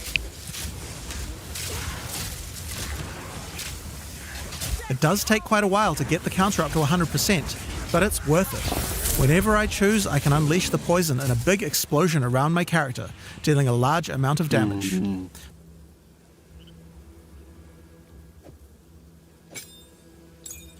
Now next up we have a classic, Rain of Arrows. It's simple. Shoot a bunch of arrows in the sky and they rain down for a short time. It's decent AoE and damage at long range. Now this skill doesn't last too long, but we can change that. It's time to introduce Frenzy Charges. Frenzy Charges are used for a variety of skills on the Ranger, but with Rain of Arrows they can be used to extend the duration.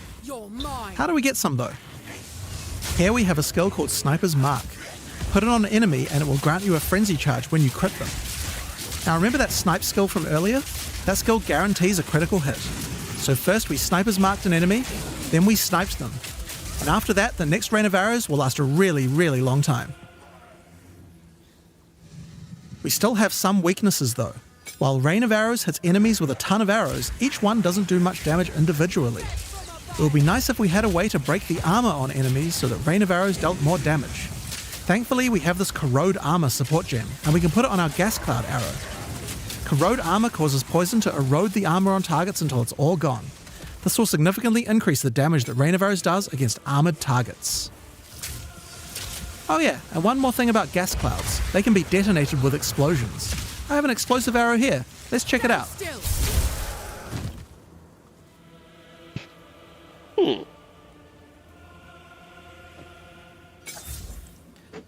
Now, because monsters and gas clouds are likely to have their armor broken, I think there's another useful combo we can do.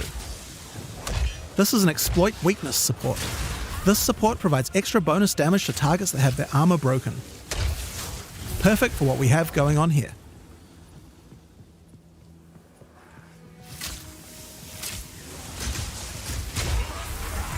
So, those are just some of the skills we have on the Ranger class in Path of Exile 2. Now that we've seen all these skills, let's see how well they do against a much tougher enemy. It's time to fight the boss of the temples, Thanos. Thanos, even.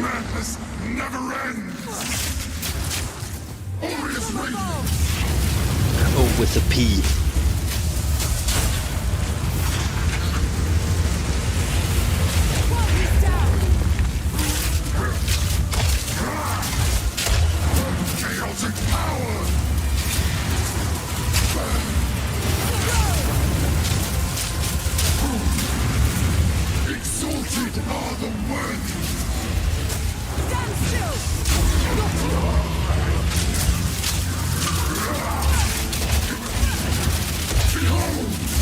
I really don't hope they're probably going to show the whole fight. I think a bit like it's fine, but this is just not so exciting to see an entire boss fight unless it's like live and it like playing it. So like if the person was sitting and playing and actually fighting the boss, like for their TwitchCon or Path of Exile con, then it would be interesting to see this kind of stuff. Other than that, yeah.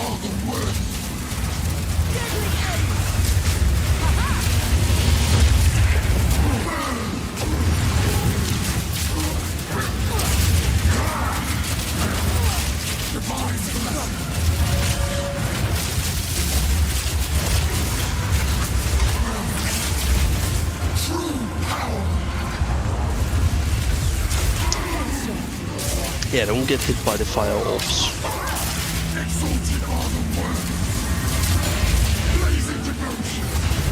And he got hit. Very good. And boss should die just about now from poison. Exalt Bob, let's go. Drop.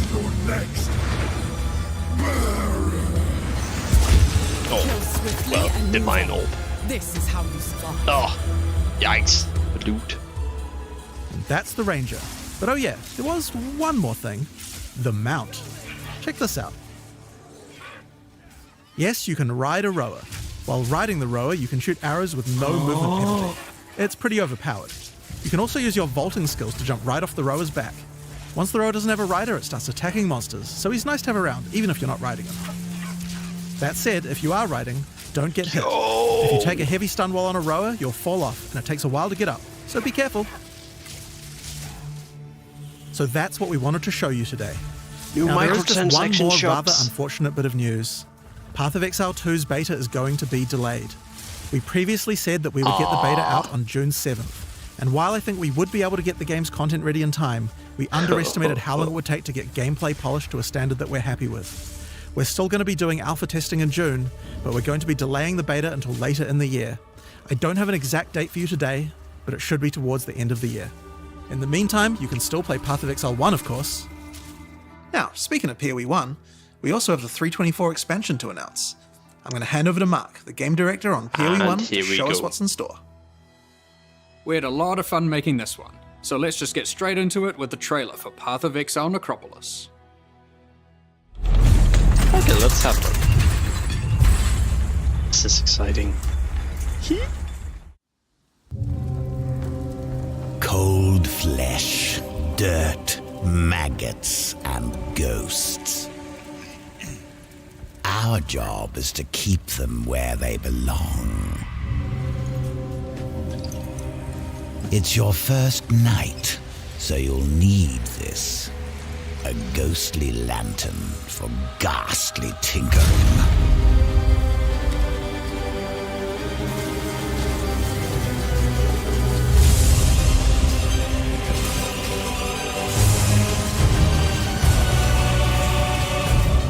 You'll learn to peer into the souls of the dead. Oh god, so many things You'll happening. learn how to twist them. What was that? Meet me in the necropolis. You can pilfer shiny things Back from a to corpse, speed. but you Yo, can what's happening? pilfer glorious things Metamorph from a 2.0. soul. I need a Metamorph? grave digger. True point. Oh?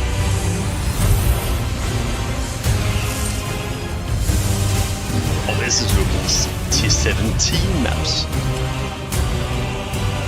Multiple Atlas trees. Penultium. Quality flight features, yeah. More, yeah, well.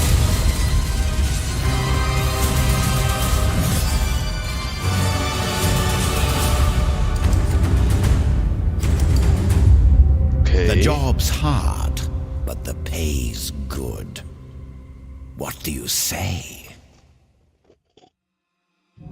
In the Necropolis League, you will encounter Undertaker Aramor, a man collecting the scattered spirits of the Eternal Empire for a mysterious purpose. These spirits have begun to haunt the monsters of Rayclast, unleashing their ancient fury and sorrow onto the world. The Undertaker will provide you with the Lantern of Aramor, a powerful family heirloom which can illuminate the wrathful spirits haunting monsters throughout Rayclast. With it, the Undertaker hopes to implore you to rid Rayclast of this menace, and further his cryptic cause. The lantern can be used when entering any new area.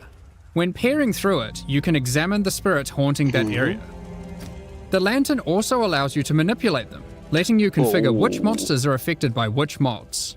Shit. It would be wise to take your time with your decisions here, for the spirits are not forgiving. When peering through the lantern, you can also see extra details about the packs of monsters in the area. Rowers here are considered common, whereas the water elementals are more scarce. If you want things to be easier, you can put the more difficult spirits on the elementals, which you'll encounter less often. We've tried to make sure that by engaging with the lantern, you are able to intelligently control the difficulty in the Necropolis League. The spirits come in a number of forms which represent the danger they pose. For example here, The infested vultures are servant haunted, causing them to deal a small amount of increased damage. But the Vol's Vanguard are noble haunted, causing them to deal a large amount of increased damage. As you reach higher level areas in Rayclast, the tier and number of spirits that are haunting monsters will generally increase. Your game knowledge can help you here. If you're aware of the composition of a monster pack, this means certain mods will be easier to manage. For example, the mod that increases a pack's damage for every monster killed has no effect on packs with a single monster, like a Devourer. However, if we found a spirit that makes the strongest monster in a pack deal 100% more damage, well, I'm going to avoid the Devourer. You might have noticed that the Lantern of Aramor provides other useful information, such as the types of abilities monsters use, or the damage types they deal. So for those who are less familiar with how these monsters work, this can be a great way to learn what you're up against. The spirits are constantly moving throughout Rayclast, so if you are finding a campaign area too difficult, you can just wait a few minutes and peer through the lantern again to see what's changed. Of course, powerful spirits beget powerful rewards. There are 2 reasons why you might want to face a challenge now and then. Firstly, not all the spirits are malicious. Sometimes the monsters aren't haunted at all, but are instead devoted. These can grant basic rewards like increased experience, or bigger rewards like spawning the Nameless Seer, an NPC that will grant you a single unique item after you defeat all of the packs affected by that spirit. The more haunted monsters you defeat in the previous area before using the lantern, the more likely the devoted monsters will appear in the next area.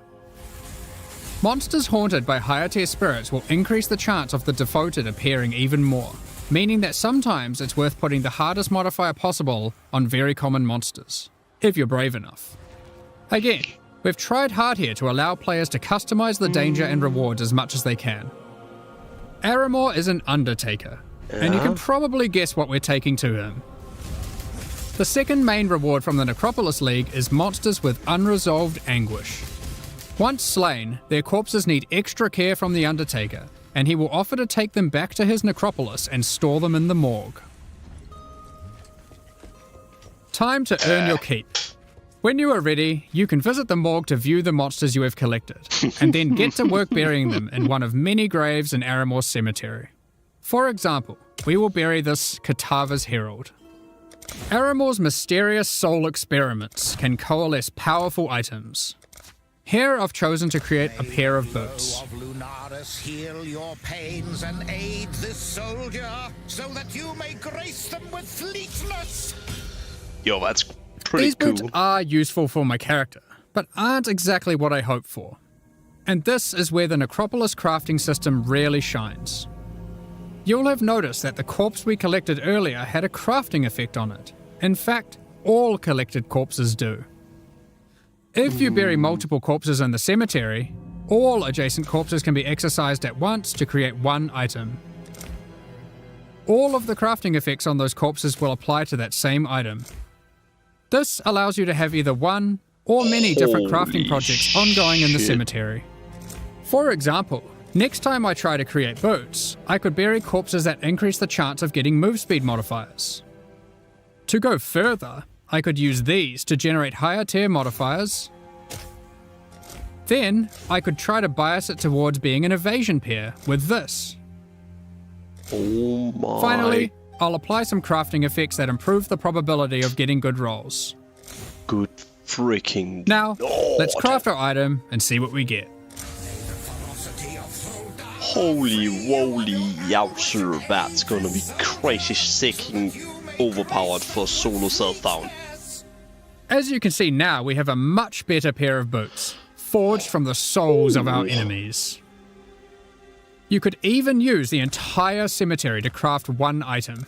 There is always something you can do to try and ensure your item will be as best as it can be. Oh. We hope to see some really crazy grave crafts. If you are lucky, you might find corpses with meta crafting modifiers. These can be buried to manipulate your crafting projects in more drastic ways. This one increases the potency of all crafting effects of adjacent undead corpses. Another meta crafting modifier gives a chance to drop an extra item from your craft, with all the same crafting outcomes applied. All you have to do is bury a lot of undead monsters. Okay, interesting. May the ferocity of Throldana free you of your anguish and aid this soldier, so that you may shield them from harm. You can also craft new unique items exclusive to the Necropolis League using this system. As you explore Craft Rayclast, uniques. you might find the corpses of famous Eternal Empire families. And when you bury an entire family together and exorcise them, they will thank you with a unique specific to their lineage. May the painters and poets of the Navalian Huh. family spread the story of the Eternal Empire. Probably gonna never find any. For example, the Collective. Navalius Inheritance Belt. I'll give you a moment to check that out. You can use other corpses alongside them to grant implicit mods, manipulate the values of explicit mods, and more. In this case, with the Parandus Pact, you can even change the modifiers it generates. This unique is a jewel which adds extra stats to passive skills in a radius when socketed into the passive skill tree. The stats it adds are randomly generated, but you can bias it towards a specific type by using other crafting effects, such as this one, which increases the chance of getting life modifiers. Okay. Let's see what we Interesting. get. So that you may empower a foe the mighty lion I would be proud of.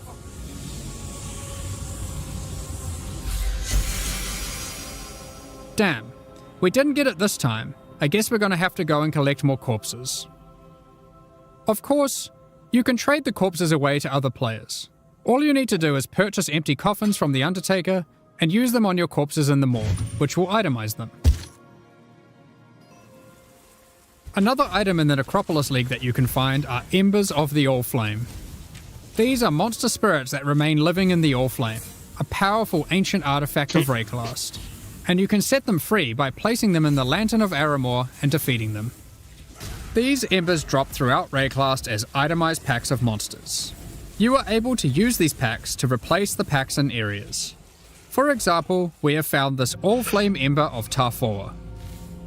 We can now go to enter the next area and replace one of the monster packs in here. You can see we have also gotten one of the devoted modifiers to appear. We can pair up the Karui ancestors with this modifier, making them even more rewarding. Let's go ahead and replace the Tentacle Miscreations.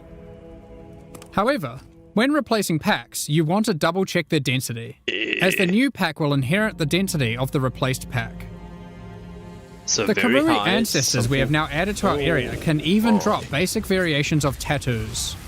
If you aren't aware, this is an item type from the Trial of the Ancestors League, which can be used on passive skills to change what they do. Tattoos are back. There are many different types of itemized packs. You can find Breach and Legion monsters that drop splinters, Untainted packs that provide insane amounts of experience, and even simple frogs, which can be used to replace difficult monsters to make life easier. And of course, these Ember monsters can be raised as specters too. Finally, let's discuss how this league works in in-game maps. Each in-game map will allow you to manipulate it using the lantern on the map device UI. However, instead of randomly cycling every few minutes, it is fixed to that map. Once you view the map through the lantern, you cannot remove it from the map device, so you can't trade that map away now that you've seen it is too difficult for you, or has monsters in it that you'd rather avoid, like porcupines. We're also trying something new this time around. During the Necropolis League, there will be support for the League on the Atlas passive tree. Oh. Multiple clusters will be there, allowing you to enhance the gameplay, customize it, and even change its behavior in meaningful Lord. ways. One way that you can change the crafting in a meaningful way is with the Prospero's Wager Keystone. With this keystone, all the monsters with unresolved anguish come with this crafting modifier, which causes them to generate a random craft when buried. This means instead of pre-planning your crafts, you have to adapt to them on the fly to get the best results. These clusters will not be available in Standard League. In 3.24, we've made a plethora of changes to the endgame. We're introducing new bosses, adding another tier of maps, and streamlining the Atlas. The most difficult and most rewarding content in Path of Exile can be found in Uber Pinnacle bosses, such as the Maven and the Searing Exarch. Currently, the only way to access these bosses is by allocating specific keystones on the Atlas passive tree. While this system offers a nice element of control, it causes a problem. Rewards and access to the non-Uber variants are now economically priced around the rewards of the Uber fights. This means it is wasteful to run the non-Uber variants instead of simply selling them. Another problem that we noticed is the difficulty jump between the Pinnacle and Uber Pinnacle content was relatively large, and there wasn't obvious content that could bridge this gap. Many players would give up on their characters before being able to defeat the Uber Pinnacle bosses. In 3.24, we will be making some changes to this. We are removing the keystones that give access to the Uber Pinnacle bosses from the Atlas tree, and instead we'll be adding a new set of fragments that give you access to this content. Where do you get these fragments? We are adding a new tier of maps, Tier 17 maps, which not only give you access to the Uber Pinnacle content, but also test your characters in new ways. They feature a new set of bosses, Uber monsters, and a new tier of modifiers that can roll on the maps. There are 5 new Tier 17 maps in total, with some surprising boss fights at the end. We'll look at a couple today, and the rest you'll have to discover for yourself. Okay, interesting. First, we have the Citadel map. This map contains an ancient Kalguran citadel. You will encounter many expedition monsters as the signature packs throughout the map. At the end, you will fight Uber Uhtred. This is a version of a boss from Expedition League, with all its abilities and mechanics enhanced. Uber Uhtred will even be able to summon 2 other expedition bosses to aid it during the fight. That's kind of scary. Secondly, we have the Fortress map. This map is an impregnable fortress, guarded by monsters from the Heist League. At the end, you will encounter an Uber version of the Unbreakable. Again, it has enhanced abilities and mechanics you'll have to learn and overcome. Each of the Tier 17 map bosses has a chance to drop a unique item, allowing for some target farming.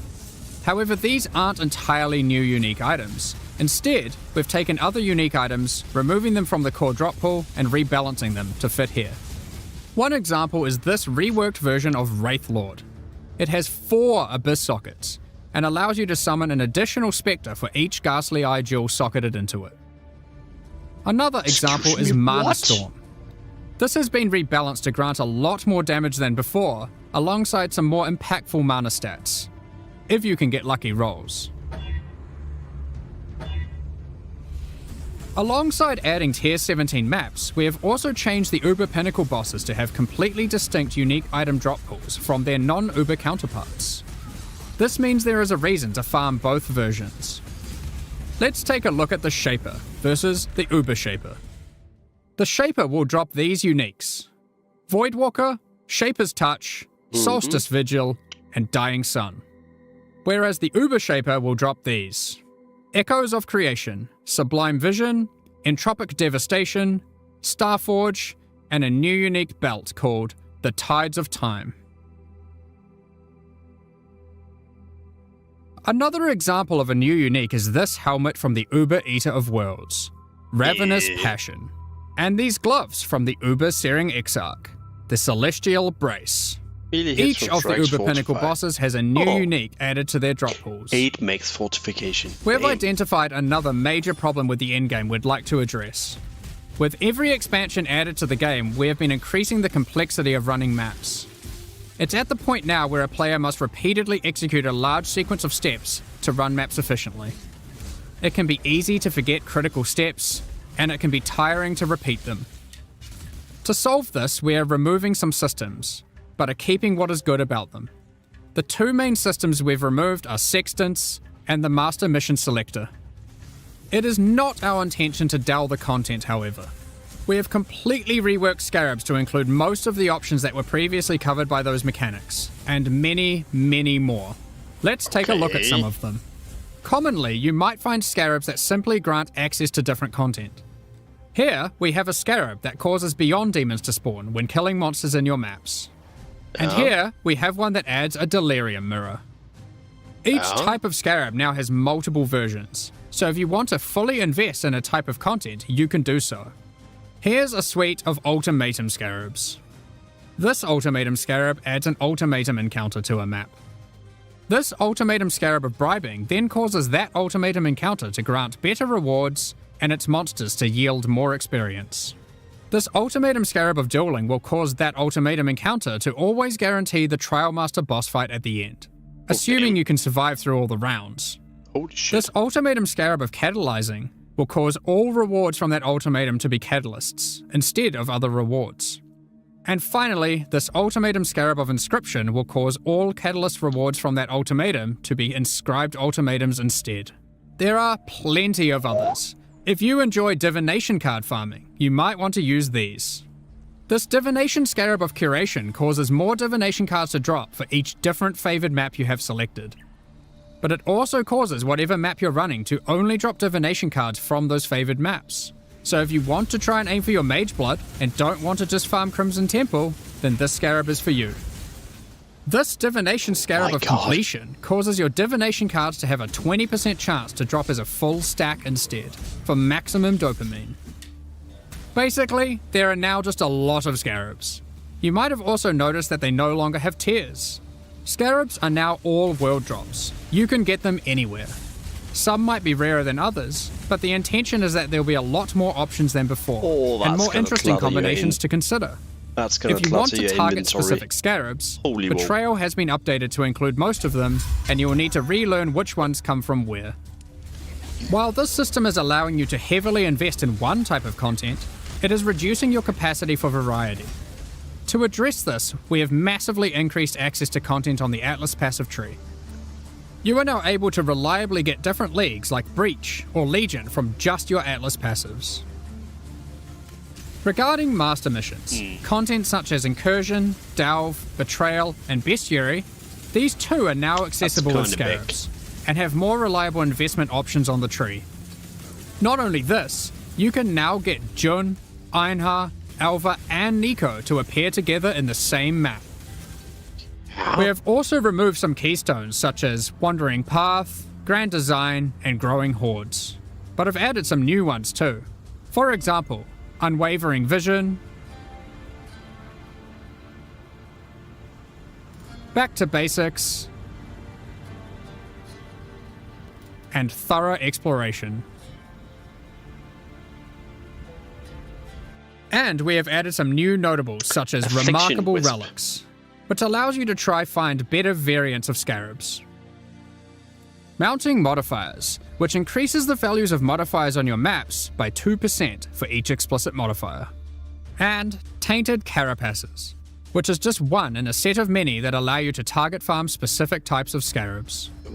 These are just a few of the many new notables that can be found on the Atlas passive skill tree. Scarabs. Lastly, we are giving you more flexibility in what content you want to run in the endgame. In 3.24, you can now have multiple copies of the Atlas tree, which can be swapped between maps at your leisure. You can unlock up to 2 extra trees for a total of 3 by progressing through the endgame and completing core content. When you open a map, you can select which tree you would like to use. For a given league, you'll never feel constrained to playing your endgame a single way. You can also label your trees to easily identify which one has which content. With all this combined, we're hoping to see new endgame strategies shine through. While playing through the campaign in 3.24, you'll notice a myriad of small improvements and surprises. The fundamentals of the campaign are still intact, but we've scattered fun encounters and secrets throughout Rayclast. The Dweller of the Deep has been trapped. What are these ritual shrines doing in the Northern Forest? And why are they giving me omens? This device looks safe. I should definitely use this on my items. There are plenty more encounters to discover. We'll continue adding more surprises in future releases, so keep an eye out. Oh, that's gonna be fun. In the previous expansion, 3.23, we released a large number of transfigured skill gems. These are alternate versions of existing skill gems that function in very different ways, allowing for more build and gameplay variety. At the time, our aspirations were higher than we could achieve. We planned more gems than we could make. So, in 3.24, we're adding another set of transfigured gems that we have now finished. Ice Shot, no new gems. Incinerate, Artillery Ballista, Tornado, Elemental Hit, Kinetic Blast, Poisonous Concoction, And lastly, Summon Holy Relic. Hopefully those of you who missed your favourite skill having a transfigured variant will get that here. We will certainly be adding more of these in the future, especially for skills that are missing them still. Of course, we'll also be doing a balance pass on the existing transfigured gems. One of the main ones we're looking at is Kinetic Bolt of Fragmentation. As a result of this change, it is clear that the endgame potential of the Wander archetype really starts to suffer, mostly in the single target damage department. Due to this, we've added the new support gem, Sacred Wisps. This support gem causes supported skills to create 2 attached wisps for a duration. With these wisps, whenever you attack, they have a chance to also use the same skill, if you have enemies in your presence. And if there are any rare or unique enemies, they will always use the skill. That leads us into all the other quality of life features we're introducing in 3.24, and there's a shitload of them. Many of these have been revealed in teasers already, but here's a quick summary. We've added the automation and call to arms skill gems, for being able to trigger instant skills and war cries without having to bind them to left click. You can now hold down Control and left click to automatically apply certain currency orbs until they achieve the desired result, or you run out. For example, you can hold down fusings until you reach maximum links. You will be able to control, shift, click currency into a trade window to automatically move all of that currency at once from your inventory. Detonate Dead now has clearer telegraphing effects. When harvest crafting, the item hover will always be visible, so you no longer have to mouse back and forth to see the results of your crafts. When you use a Val Orb on a map, the map no longer has a chance to become unidentified. Instead, it adds a new implicit. We've created a set of implicits that affect the areas in fun ways. Related to that, corrupted and mirrored items can now be identified. Oh, Breach hands now open upon approach, That's and no gonna be longer nice. need to be clicked. Upgrades to Pantheon powers now apply to all characters in a league. You no longer need to grind Divine Vessels on each new character. yeah, we With knew Harvest that. Crafting, you can now re-roll Uber Elder Fragments. Fragments dropped by the Shaper cannot be re-rolled into fragments dropped by the Elder, and vice versa. Regarding Betrayal, we're removing Ashling's crafting bench as a reward. Instead, Veiled Orbs now perform that function. They remove a mod and replace it with a Veiled mod. These orbs now drop from Katarina and are no longer a world drop. Flasks can now be corrupted by Val Orbs, giving random -10 to +10 quality. The capability to add extra quality to weapons, armors, and flasks has been removed from Betrayal.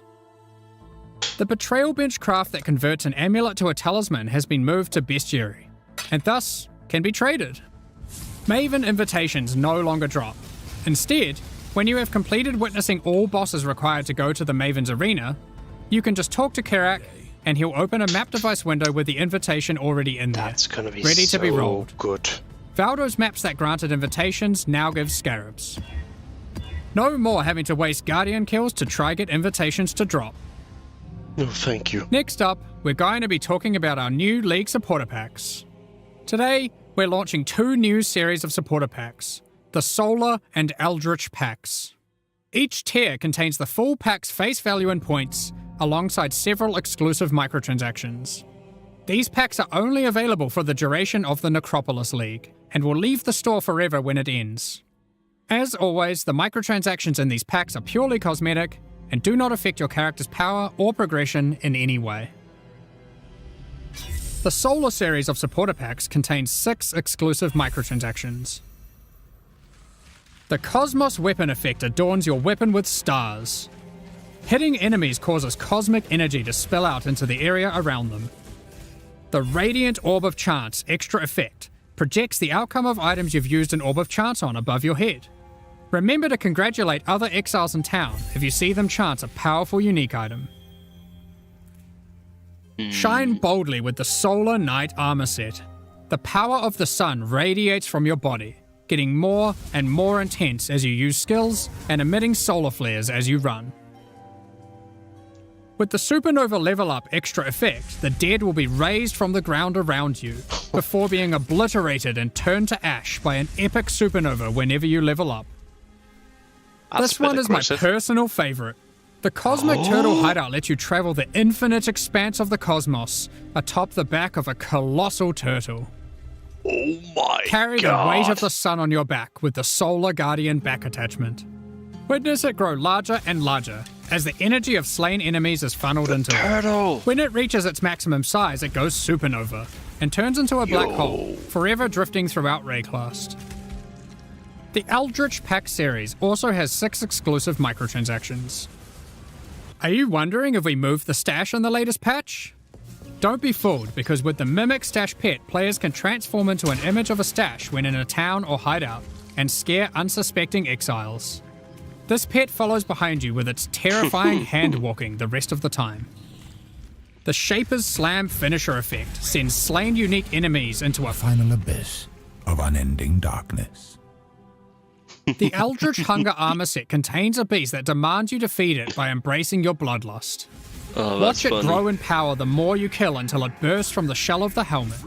Are you able to satiate its hunger? The seed within the Corrupted Growth map device expands its grasp on your hideout the more maps you complete on your atlas. Equipping the Headhunter seen enough to character know where effect that's causes going. skulls of slain rare enemies to whirl around you like trophies. They become enraged when you are near a rare enemy you are yet to kill, wishing for them to join your collection. Witness a reality where the struggle didn't exist, allowing the Eldritch Horrors to settle their own conflicts with the Eldritch Horror Apparition effect. Which of the Eater of Worlds or Searing Exarch do you think will win? These packs are now available for purchase on both PC and console, and will remain so during Path of Exile Necropolis. Meanwhile, the Shade and Disciple packs leave the store forever at the launch of Necropolis League, so now's your last chance to purchase them. Thank you so much for your ongoing support. We're So just about to start the Q&A Really? with Ziggy D. Afterwards, we'll post Path of Exile Necropolis' full patch notes. So With release at the end of absolutely next week, our community team will be posting crucial No information you'll need for Necropolis' huge release. reworks. Keep an eye on the news. On release weekend, we expect to launch the new Mystery Box and this season's Kerax Vault Pass. Thank you for joining us today and checking out our latest developments. Come on. We're looking forward to doing some awesome Gravecrafts and conquering the new in-game bosses with you next week. We'll begin the Q&A shortly, so please get your questions ready. Well, that's kind of disappointing because we saw 0 new Uber fights in that regard. They did do tier 17 bosses, so 0 there. We saw nothing in regards of reworking any ascendancy, so that's not gonna shake up anything. So anything that you basically did last week league can, unless they nerf it, almost guaranteed work in the upcoming league. Hi, I'm Chris Wilson from Grinding Gear Games. Okay, let's see. Good morning, Exiles, and welcome to our Q&A portion for today. I'm joined by Jonathan and Mark. And first thing, we're going to be talking about Path of Exile 1 questions. As I know that's the content that you'll be getting your hands on soon and want to hear all about. And then afterwards, we'll follow up with a bit of a deep dive into Path of Exile 2 reveals, both from today and also some of the other stuff that came up during the recent hands-on event. But good morning, Jonathan and Mark. How are you going? Hey, really nice to be here again. Yeah, good morning. Thanks for having us. Always a pleasure. I love talking to you folks about some Path of Exile, right? So let's kick things off with the new league, Necropolis. And I just want to ask, should I ask about Lycia and Katarina and what it means for them to be involved, especially since they're like characters that are actively present elsewhere in the game in another mechanic right now? Like, what does that mean? We bent the rules a little bit on that teaser. They're not actually involved.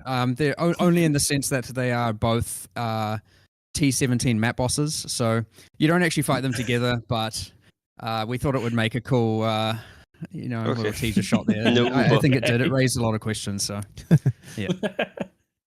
Yeah, I was like, okay. I was like, we're still doing some timey-wimey stuff. Oh, they both kind of like deal with death, so there's a bit of a connection there. Like when you get into maps, everything's all memories and the line gets a bit blurred. You can kind of do whatever you want, which is a good thing about that system. You don't have to stay so grounded and sensible. But so yeah, we do have some interesting encounters going on there that are a bit different. But it's again, the maps allow us to kind of detach from the groundedness of the world and the rules of what's actually happening in there. It looks like there's a lot of boss stuff coming this league. Is that all focused in the new T17 maps, or is there some with the league mechanic itself as well? No, we focused the monster development this time round on the T17s instead of the league. So there's no new bosses in the league, but there are some reuse of monsters through like the All Flame Embers and whatnot, but not bosses. And then we put all our boss development towards creating these T17 bosses as well as the monsters. Like there are quite a lot of actual interesting monsters in the T17 maps as well. Like I don't know if people saw, but you can get Brutus as just a monster. Like he's not a boss. There are packs of Brutuses and various I believe throughout like the non-notable ones, which will be quite interesting to see. You'll probably find a rare hasted Brutus as a whole different level compared to even the Brutus map boss and whatnot. Brutus haste. Yes, we experienced that last league in Affliction at launch. For those of us there who empowered that boss. That was an experience, to be sure. So we'll kind of change my order of the day then with the tier 17 maps. So there's 4 of these, was there? We've got 5 of them. Yeah. We've got the Ziggurat map, Sanctuary map, Fortress map, Abomination map, and Citadel map being the 5. And these are like effectively Uber maps, but we kind of also had Uber maps last league in a different way with the community made maps as well. But this is a whole different system, right? This is different. Obviously the Valdo's maps come with a little bit more craziness going on. There are custom mod pools on these. And there is a little bit of overlap, but nowhere near as crazy. Like you're not going to roll the like mod that sends you to the Void League or anything like that. That's exclusive for those player-made ones. But yes, this is a new tier of difficulty. It is expected that they are hard, for sure, but I'm sure some of your questions get into some of that, so yeah, I'll explain them as it comes. So these are the primary vehicle now for getting like the Uber fight keys. What led to the decision to make them come from a tier 17 separate map thing like this instead of from the boss, which I guess was the more expected, like you would get an Uber Maven key from Maven? Like, okay, like let's say let's say it was from Shaper, and to get Uber Shaper, and you kill your Shaper, let's say it was even once every time, and now you kill your Uber Shaper, or let's say you fail, that's fine, but eventually you conquer it, you can kill it. It's not now fun to go back and do regular Shaper where clearly you can do the Uber version. Why are you bothering with the non-Uber version? So unless you want a specific drop from him, it's not fun to go back and just do like a clearly lower grade quality. So we instead went with it going a different way where we have something that is ideally in between those 2 points of difficulty and has random variance. Like you'll find that some of the tier 17 map bosses with certain mod combinations are probably even harder than the Uber Pinnacles, depending on your character and all of those variables there. I wouldn't say that's going to happen entirely consistently. Like it'll be occasionally the case, but it certainly isn't fun to just be like, in order to do Uber Shaper, I have to do this content that I have clearly proven capable of doing, and just repeating that over and over. I see, yeah. So it's for the people who want to farm their own ones. They're doing content that is up to their challenge level, basically, because the regular boss wouldn't be anywhere near that. Yes, correct. Yeah. Right on. How do you get the tier 17 maps, though? So the tier 17 maps, when you get more Void Stones, it has a chance to convert T16 maps that drop. The more Void Stones you get, it becomes multiplicatively higher. But there is a kind of diminishing returns on that. So it is quite probable to convert T16 maps like the first one, and then as you get more T17s, it becomes less and less and less. And the reason we did that is obviously the discrepancy between just running regular T16s and obviously top tier juicing, you end up with like, the multiplier difference of the amount of T16s dropping is substantial to say the least. And we didn't want it to be that we have to balance around the juicing with respect to getting T17s. We wanted to be that more accessible across the board. And so, yes, we added a kind of diminishing return. So like your first one might be quite probable, the next one's less, and the next one less, and then you're not going to get like, 20 T17s in one map kind of thing going on. Right. It is also worth noting T17s cannot drop T17s. They are not self-sustaining. The intention is that you are still kind of doing T16s and occasionally diving into T17s, unless you want to trade, of course, in which case, the world's your oyster. So I saw they have their own new mod pool. And we saw things. One of the mods I saw was Ray Monsters remove 10% life, mana, and ES on hit. The mana removed on hit seems to break a lot of builds in particular whenever that sort of thing comes up, as mana is generally a pretty finely tuned system in Path of Exile. And it gets me thinking in general about like mods like 80% reduced recovery and things that disable auras and stuff like that. But I literally have nothing open. And it feels just a bit not too dissimilar to monsters just being immune to your build, right? So what's the intention behind those sorts of modifiers in maps?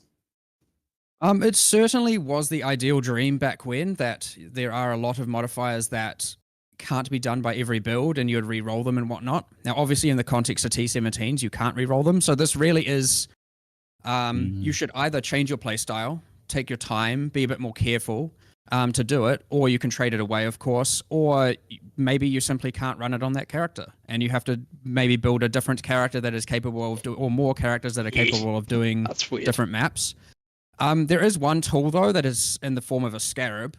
One of the scarabs gives you additional crafting modifiers on your map device. It isn't a common scarab by any means. You can't just use it on every T17. But two of the extra crafting mods that get applied to the map device is that prefixes are disabled and suffixes are disabled. So you can pick one of those. So if you do get one of these T17s, I do expect sometimes, and you're like, I can't run it because of this modifier, you can at least use that scarab to turn that off occasionally. So it is like one of the tools that you can use to get around certain mods that it might be too hard or you can't quite get through. But the general idea is that you do have to actually think about these modifiers, play around them, change your characters. It's not just a kind of like, well, you don't have to alch them, they drop rolled, but it shouldn't just be a T17 is mindless, go in there and do it. Unless, of course, your build is so strong and so diverse that it can do that, which that's fine. If you want to build your character that way, then that's what the game allows you to do, and that's what we like. So, right on. We'll jump back to the league a little bit before we move on to some of the other end game questions that I have. But what you're doing with the difficulty control for Necropolis, where you can select which monsters get buffed in which ways, seems like a lot of what people have been asking for, especially with Afflictions launch, where we didn't have as precise control over the difficulty of content we were facing. That said, how do you weigh up giving this level of control against things like adding to the time it takes to jump into the gameplay? I saw that this is going to take a bit of time to read through those things and shuffle the menu each zone. So obviously we like giving control. But yes, in this league, you cannot skip the difficulty. Having the control is a way to make it easier or harder if you want.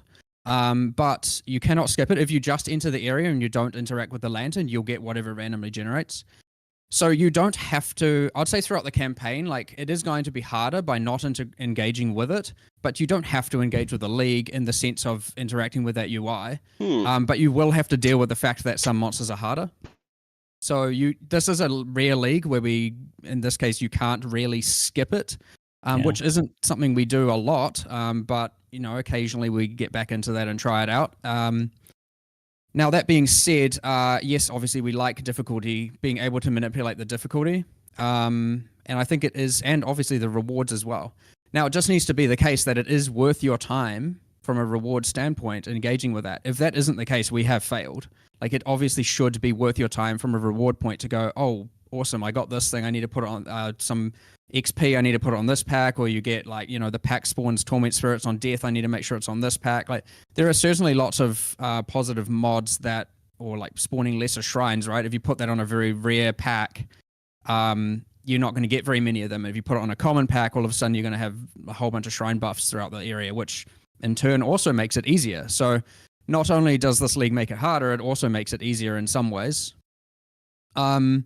Now, one thing you said, talking about the time, obviously when you get to end game, which for every map, you do get presented with that UI, but because we have added the nodes on the Atlas tree for Necropolis, we have added a keystone that allows you to, effectively what it says is the mods are applied randomly and there are more mods, so it is harder and it is more rewarding in some senses, but you then don't get to customize it. But if someone is like, oh, I don't want to have to deal with interacting with that between my maps, you can just run the map and it will randomly do it. And like that isn't necessarily to say that that's better or worse. It's just one of the ways someone can customize their experience here. But yeah, so through the campaign, you don't have to use the UI, but it will probably be harder and less rewarding. So you should be wanting to do it, unless of course you just want to get to end game, go for it. And at end game, if you want to invest in the keystone, you can skip doing it on the maps themselves if you again don't want to have to deal with it. So ideally we've given, the choice here to do both versions and play the way you want to play. I think that's really clever, using the Atlas passive tree as like a tool to be able to customize that league experience. Now I'm to the point that I'm surprised it hasn't happened before, right? But it makes sense if it's actually we were talking about trying to find a way, and we were talking about like checkboxes and all that, and it's all just a little bit inelegant. And it was actually a suggestion of one of the programmers, was like we could do a keystone, and then we're like, hey, we never actually do tree support for the current league. Like it's just not even a thing that we've really considered. And from there we're like, wait, we should just do this. Like, of course we should do this. Like, this is going to be fun and allow people to do different strategies, and like, why not? So I think it is a good addition. We'll see how it actually plays, because it's the first time we're doing it, and then we may continue doing it for future leagues, or maybe it's terrible. We'll see, and we'll not do it again. Well, who knows? I mean, we think it's cool here, but we're not always right. All right. So in the campaign, the monsters you kill in one zone affect what happens in the next zone, like the amount of devoted monsters modifiers that show up. And this is the first time I recall seeing a league like this where what you do in one affects like kind of the next zone like that. Does it work on like any next zone you enter, even like a zone reset of the same zone or somewhere in a different act or something? No. So this doesn't. The league actually isn't customizable when accessing through Waypoint or through the world map. Which is bit different. I mean, you might think, but my Blood Aqueduct farming, and yeah, sure, you can still do it technically by farming from town, but we're also like, not that I know how many people even still do that outside of like, SSF tabular farming, which I still don't even know if necessarily is a strategy. But either way, yes, farming the same zone over and over is not really embraced in this league. The difficulty will still be there, but you won't be able to customize the mods, and you won't get devoted mods either. So it's more for like, the linear playthrough when you're going through. So Souls the way it works, the way it works effectively is like the more haunted monsters you kill, the more likely you will get devoted modifiers. It's a campaign only feature. It doesn't happen in maps. Maps are completely randomly generated per item. So it's an interesting way where it works a little bit differently in the campaign than maps, which I think is interesting. I kind of like having subtle differences there. And yeah, the more haunted monsters you kill, the more likely you are to get devoted monsters. And this is actually a reward for why you want to make it hard. Because if, let's just using Mudflats as the example, if you put all the hard if you have, say, 2 out of 4 of the packs, or however many packs there are, have haunted mods, you might want to say, I'm going to make that easier and put them on the zombies and water elementals. But those are the least common monsters in that area, and thus you are less likely to now get devoted modifiers to appear when transitioning into either Fetid Pool or Submerged Passage. So you actually have an incentive to put them on the rowers and the other pack of rowers, because they are like the dominant monster in that area. Which is kind of interesting. So again, like there are many pros and cons to controlling the difficulty and rewards. And then when you click the next, when you next peer through the lantern, it'll like show which mods you got. And yeah, hopefully you get as many good ones as you can. But also the other thing, just while we're on that topic, of the other reason why it's actually sometimes good to make things harder, in some sense, there's so many axes here that it's more like you want as many monsters as possible haunted by as many high tier things as possible. Is that the haunted monsters are the ones that can turn into the ones that you collect for crafting. So again, if you want to maximize your crafting output, you want to be putting the haunted modifiers of the highest tiers on the packs that have the highest density and pack size. So again, going into Mudflats as the example, you want to have the rowers do that if you want to maximize your crafting output. So there are 2 axes and rewards for why you want to be making things harder. But often what I would say people are probably going to be like, I'm going to make things a bit easier to start with, as they get more comfortable with their character. As their character gets more powerful, they start to take a little bit more risks in that regard. And of course, if it becomes too hard and they over make it too hard for themselves, the the mods rotate pretty frequently, like to the point if you're like running through an area, the next time if you then had to recreate that area, because you're like, nah, I've made it too hard. The mods will have rotated, and you can adapt your decisions and be like, yeah, this is easier for me now. I'll wait a few more areas or some more levels until I then raise the difficulty again. So how clearly is that like reward system communicated in the UI? Can like someone who hasn't like watched this know that, you know, killing more of these monsters will give more devoted to the next zone and stuff like that? That isn't currently communicated, but it will be. You probably didn't see it in the live stream, but we will do that. At least on the hovers, when you hover over and it just says devoted, we will put like a little, we'll put it on the hovers of all the like tier things where it says like, you know, servant haunted, noble haunted, etc. Currently, I think it says something, but I can't remember what. But yeah, we'll do a pass on making things more observable and all of that. It's actually kind of interesting on that point that this is the first time in POE where you have information about what is in a zone and what the pack compositions are, and like just information about monsters. And there's just information generally there about like what monsters do and so on, which is kind of not really something we've ever really done before.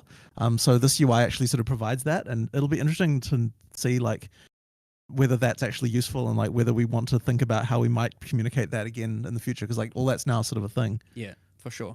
But yeah, it's kind of interesting. Yeah, I got really excited actually when I saw that. I was like, oh, we can actually see what their abilities are and damage types and stuff like that. I was like, along that note, there's quite an interesting feature in maps that because maps have uniform density distribution of packs. So generally in a map, you're going to have like I think it's 5 packs or whatever, and you're going to have 20. It's generally going to be that there's 20% of the map as each pack. So in maps, there are these extra little symbols, which I don't think were in the live stream that we've kind of added in more recently, which are variants. So sometimes a certain pack is going to have higher like pack size or mod effect or density, and there'll be these kind of up and down arrows to kind of show like this pack's going to be more common and this one's going to be less common and stuff like that, just to add that variance so that those variables can still play a role in when interacting with the modifiers. Otherwise, it would just be like, you know, here's porcupines, I'll do X, and then 90% of packs you probably wouldn't care too much about. So we've added extra variables to make it that the packs and maps, are a bit, have more influence on your decisions. That being said, when you get into tier 17 and you will have a pack of Brutuses, you might actually think a bit more about it. Yeah. You're talking about your up and down arrows there. Maybe realize what the next league is going to be. Monster stock market investing. It's there. It's ready for you. Let's do it. Yeah. All right. So I'm going to go off topic a little bit here and answer a chanted question in chat so that we can get back on track. So one sec. There we go. So you've been flooding us with a lot of great quality of life updates in the lead up to this release. It's like some spring cleaning is going on right now, which I love to see. That said, at least one of them seems to have missed the mark, which is the automation change and the resulting removal of the ability to bind instant skills to left click movement. So having your steel skin on left click and having it auto cast that way. So this seems to be a pretty unpopular change. And I just want to ask you guys, why do you feel like that is? Why is it so unpopular? Well, there's a fair. I'll go into a few things here, but yes, obviously missed the mark on this one. As I said, we're not always right. Bit of a disaster. I do, however, think this is solving some good things the way we've done it. But the problem is it hasn't obviously solved it entirely. And going from a bad solution to a bad solution, at least from our perspective, is not what we should be doing. So we will make further changes. I just don't know exactly when and to what degree. There's obviously discussions going on. So to get into some details there, I do believe that it is beneficial now that it is a more observable mechanic, a less like hidden specialized mechanic of, like you can follow a build guide and you can see, oh, this person's using this instant skill. But at no point does a user necessarily know they should randomly, unintuitively bind it to left click to have it autocast. The way that was before was just, I think, like more than anything, it just felt like such a strange, like why should this even be a thing? Kind of, it was kind of almost exploiting a quirk in just the way that our input system was, rather than really being like an actual mechanic we decided to exist. I think that was probably where we started to feel like, oh, this is like, because I remember when I was discussing it with Mark, and I was kind of like, this really, like, if you tell a new user about this thing and the way that it works and why it is the way that it is, it's kind of like, this just sounds so dumb. And that's kind of why we were kind of sort of keen to change it.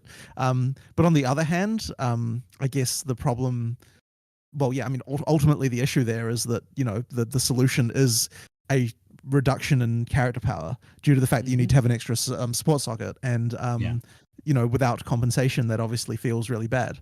So, yeah. I do stand by the, like, being able to have it trigger while stationary is an advantage, and being able to use multiple is an advantage. But of course, then we talk about more into socket pressure, right? Using multiple, unless you were already using multiple, isn't reasonable for most characters. So, and we can talk about all kinds of like what the actual solutions would be, but effectively, from my perspective, I come down to, if these things are just becoming passive skills, then why are they not just passive skills? That's what I've kind of come to recently. Like, we should probably take all of these, make them like, how is, say, Time of Need not different from Steel Skin? I understand one of them is regeneration and one of them is mitigation, but in the sense that, like, effectively what we're saying Steel Skin, Molten Shell, etc. is now every 10 seconds do something for Y seconds, which is exactly what a lot of our passives do. And so I was just thinking, like, we could move a lot of these into passives, and then what we could do is actually take what we originally intended for those skills and design awesome skills that are, because they were intended to be reactionary. And it'd be nice to actually design some stuff that is useful for that. Now, obviously, that's a longer discussion, designing the specifics of all the skills. But there are also some objective problems and balance problems that did happen from this outside of socket pressure. And I can at least cover some of them now. So I'll start with, General's Cry. Obviously nerfed by this, right? It isn't nerfed if you were to use it manually. It is nerfed automated. And when you look at it, no one's using it manually. Everyone's using it automated. And when I say everyone, I obviously mean, the majority of people. So we are buffing General's Cry, and we are doing some other things Warcry adjacent, like I think there's some inconsistencies on a bunch of unique items which have like casting a Warcry and using a Warcry, and we're making that more consistent so that more things work in that regard. But there's heaps of little nitty gritty details there. Patch notes will hopefully clarify all that. Now then there's mines, which is a big one. Now mine playstyle, aside from the annoying having it on left click, going like tink tink tink tink tink tink the whole time, and that just being irritating. It is certainly the case that when it is triggering all the time with a support gem, obviously, if you now want to have the playstyle of throwing heaps of mines and then moving to detonate them all at once, which is how mines are meant to be played, you could do that before, and now you can't.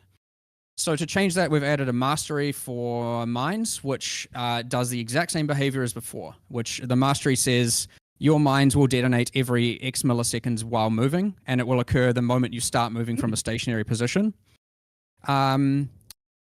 Now, the other third one I'll get into here is, Bone Armor from Necromancer. So goodbye Bone Armor, and we have redesigned some of the nodes around there. So what have we changed? I'll see if I can remember all the details here. I think it's Mindless Aggression. A note, all these notables are going to probably get renamed due to the theme change, but I'll use the old names just because that's what everyone will know. So Mindless Aggression is now multiplicative 10% more minion damage and multiplicative 20% more minion life instead of the increased damage and increased speed. This is possibly worse as a 2-pointer at like level 30, but in-game far, far, far superior in terms of actual damage output. You could argue it's slightly worse with Spiritual Aid, but I think that loss is ultimately inconsequential with the other changes here. Then there's the 4-pointer Bone Barrier, which we are going to keep the PDR stat and the what we're doing is we're removing Bone Armor, and we're adding a large amount of minion life is added as extra energy shield, which will increase the minion survivability for the amount lost by Bone Armor. So that should provide a good mitigation against, like, well, obviously with the mechanic of energy shield recharging, it'll help a lot towards your minions. Like, they take a bit of damage and then they have some time to get it back, and it's not foolproof, but that's fine. What you have lost is obviously the bleed removal from them. Deal with it is my answer on that one.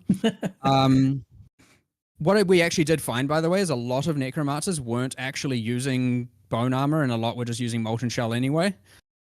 So I don't know how much of that is actually lost. And I know this is a bit of a rant, but I'll just keep going because, again, people want to know about these changes. What else did we change there? One more thing. Did you change the leech thing, or is that? Yeah, so there is a...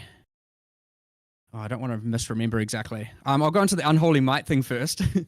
So Unholy Might, we're actually changing what Unholy Might does, which is better for summoners in some regards, but more so poison summoners, and better for everyone else in many regards. So Unholy Might now is 100% of physical converted to chaos, as well as I think it's 25% chance to apply Wither on hit. So hopefully that is enabling a lot more different unique items, and obviously Sin's Rebirth and all of that throughout the game. But also poison summoners, in theory, don't also now have to use a Wither setup, and so they get some gems there, I suppose. But that's not exactly necessarily going to be a meta build. But we have changed Extractor Mentis because that gave permanent Unholy Might to monsters, and that means that with CI now you will have a physical and chaos immunity against monsters, and that was a little bit busted with Worm Flask shenanigans. So anyway, that's been adjusted, and I can't remember. We were experimenting with some leech. I can't remember if we stuck with it, but I think we had a 1% of damage dealt by minions as leech to you as life, replacing the recovery on Bone Barrier as well. Which should account for a lot more incoming life recovery. I will double check that, and I will post that afterwards just in case, because we went through like 50 iterations here, and we're at somewhere. So that leaves one major problem, which is the socket pressure, especially on summoners. And we are actively discussing solutions to that one. I think where we are currently landing is that we want to have corruption implicits possibly on all the different minion base types, so Bone Ring, the Bone Shield, and the minion weapons, which grant various different skills like Convocation, the Offerings, Desecrate.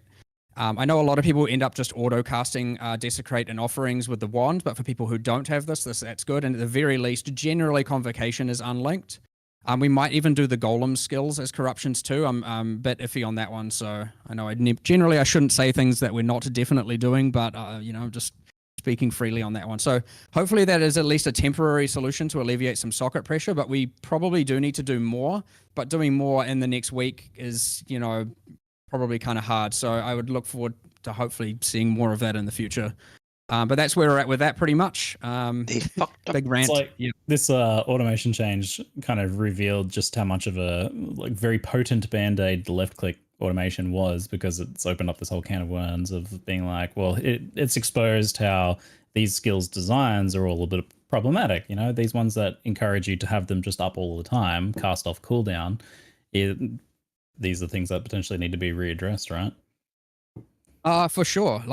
This does happen a lot. Even if you look at the Pantheon change, which was one of the first quality of life things we announced, it's like, well, we're going to change this Pantheon thing. Like, surely that's good for everyone, not having to redo. And then all of a sudden it's like, but now I don't want to always have chill effect on and all this. And we're just looking at these things going, Pantheons equals positive buffs. But then there are all these niche builds and Johnny builds that end up with taking these upsides and turning them into, they become downsides, and so now we have to adapt another thing. Like, often what happens is we change a system that we entirely think is positive, and yes, either because we've not given it enough time internally, or because, again, it's very hard for even 100 people to find things as quickly and as actively as the many hundreds of thousands of people.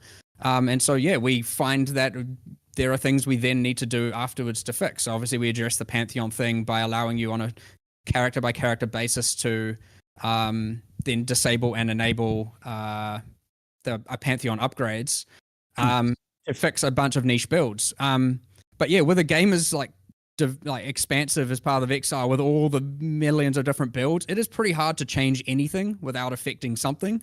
And in this case, it was just we made a change that affected a lot more than we had originally thought about. And yeah, we're doing a lot of solutions here, but there is certainly need for a much grander solution when it comes to that left click thing. But I think where we're at right now is probably pretty good. I am never ever going to be happy with the fact anyone feels like they need to do some sort of numlock shenanigans, or whatever the crazy strategies are. That is not okay, and as such, we need to. If that is still happening, we need to still fix more. Yeah, yeah. When there's like one of these things where you change something and it's like this will be good once we get these other things implemented down the line. Do you feel compelled to maybe like hold off on the change until you can get it all done at once? Well, I think sometimes, but I think in this case, I think the lesser evil has been met, and Yeah. I think that it is worth sticking to this one, especially with us fixing all those actual objective problems with the balance and actual nerfs that occurred as a result of it.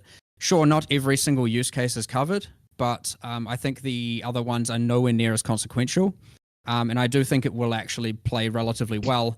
But yeah, in some cases, I'm sitting there like, okay, do we revert that or do we, aim to get all the fixes in? We're generally pretty fast with reacting to things like this. We generally can make changes pretty quickly. But yeah, it is a hard decision to make for sure. Like you definitely lose sleep over that one. But like that's what we do. And often as like it's actually responding to this one has actually been fun in at least a development sense because it is promoting a bunch of these other changes that have been like honestly needed for a while. Yeah. Like especially when it comes to the socket pressure thing, like it is honestly unacceptable that we have not really addressed that in quite some time. So yeah, I mean, ideally, I can't promise by the end of next week we have the right answer, and I can't promise we're necessarily going to do something, but it is certainly something we are actively going to we have been actively discussing and will continue actively discussing the moment this live stream is finished. Yeah, like I said, it was such an effective band-aid that like ripping it off now has like allowed you to kind of get to the meat of some of these problems, which I'm excited to see what you do with these like skills that are all have this design where they were just chucked on left click, because hopefully we get some much more interesting skills out of it down the line as a result. Yeah, I agree. Already I have a lot of cool ideas. It's just a matter of now finding the resources to get them all in and whatnot. Good luck. So since we're on the quality of life topic, something that bugged me quite a bit lately is getting attacked while talking to NPCs, especially in Affliction. I didn't end up getting through all the lore because I'm constantly getting attacked. But in the preview footage, I even noticed, I don't know if you ended up using a different version, but the player had the issue of talking to the nameless seer and getting attacked by a mob. Have you guys considered using pause tech to pause the game during NPC conversations when you're otherwise defenseless, or maybe other solutions like making you untargetable during dialogue? I would say yes, at least in the especially in the context of POE 2, which does have pausing. Is there any actual reason we can't add pausing to POE 1? Oh, you're doing it again? Probably not. Like, I know it's kind of been one of those things that we've, sorry. It's one of those things that like we kind of did, and then we're like, well, I don't know. I'd have to talk to Reese and find out what limitations there were. We certainly were scared by it.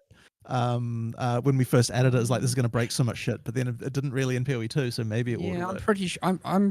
I can't see any obvious reason why it wouldn't be able to be ported over. You never know. There'll be something, but it's probably something we can work around. Right. I mean, the thing that does suck a little bit about pausing during NPC conversations, though, is that there's various triggers that occur, and so it won't. If we just enabled it like that, like it would break stuff like the Fairgraves quest, and like things like that. Like there are some things that would break if we did that immediately, but like it's the kind of thing we would have to find a way to be able to pause, or like opt into pausing on some and not on others. There's also the question of other people in the zone, as well. Like there's like a ton of random things that would probably. The way our pausing works right now is everyone has to have opted into a pause for it to be paused.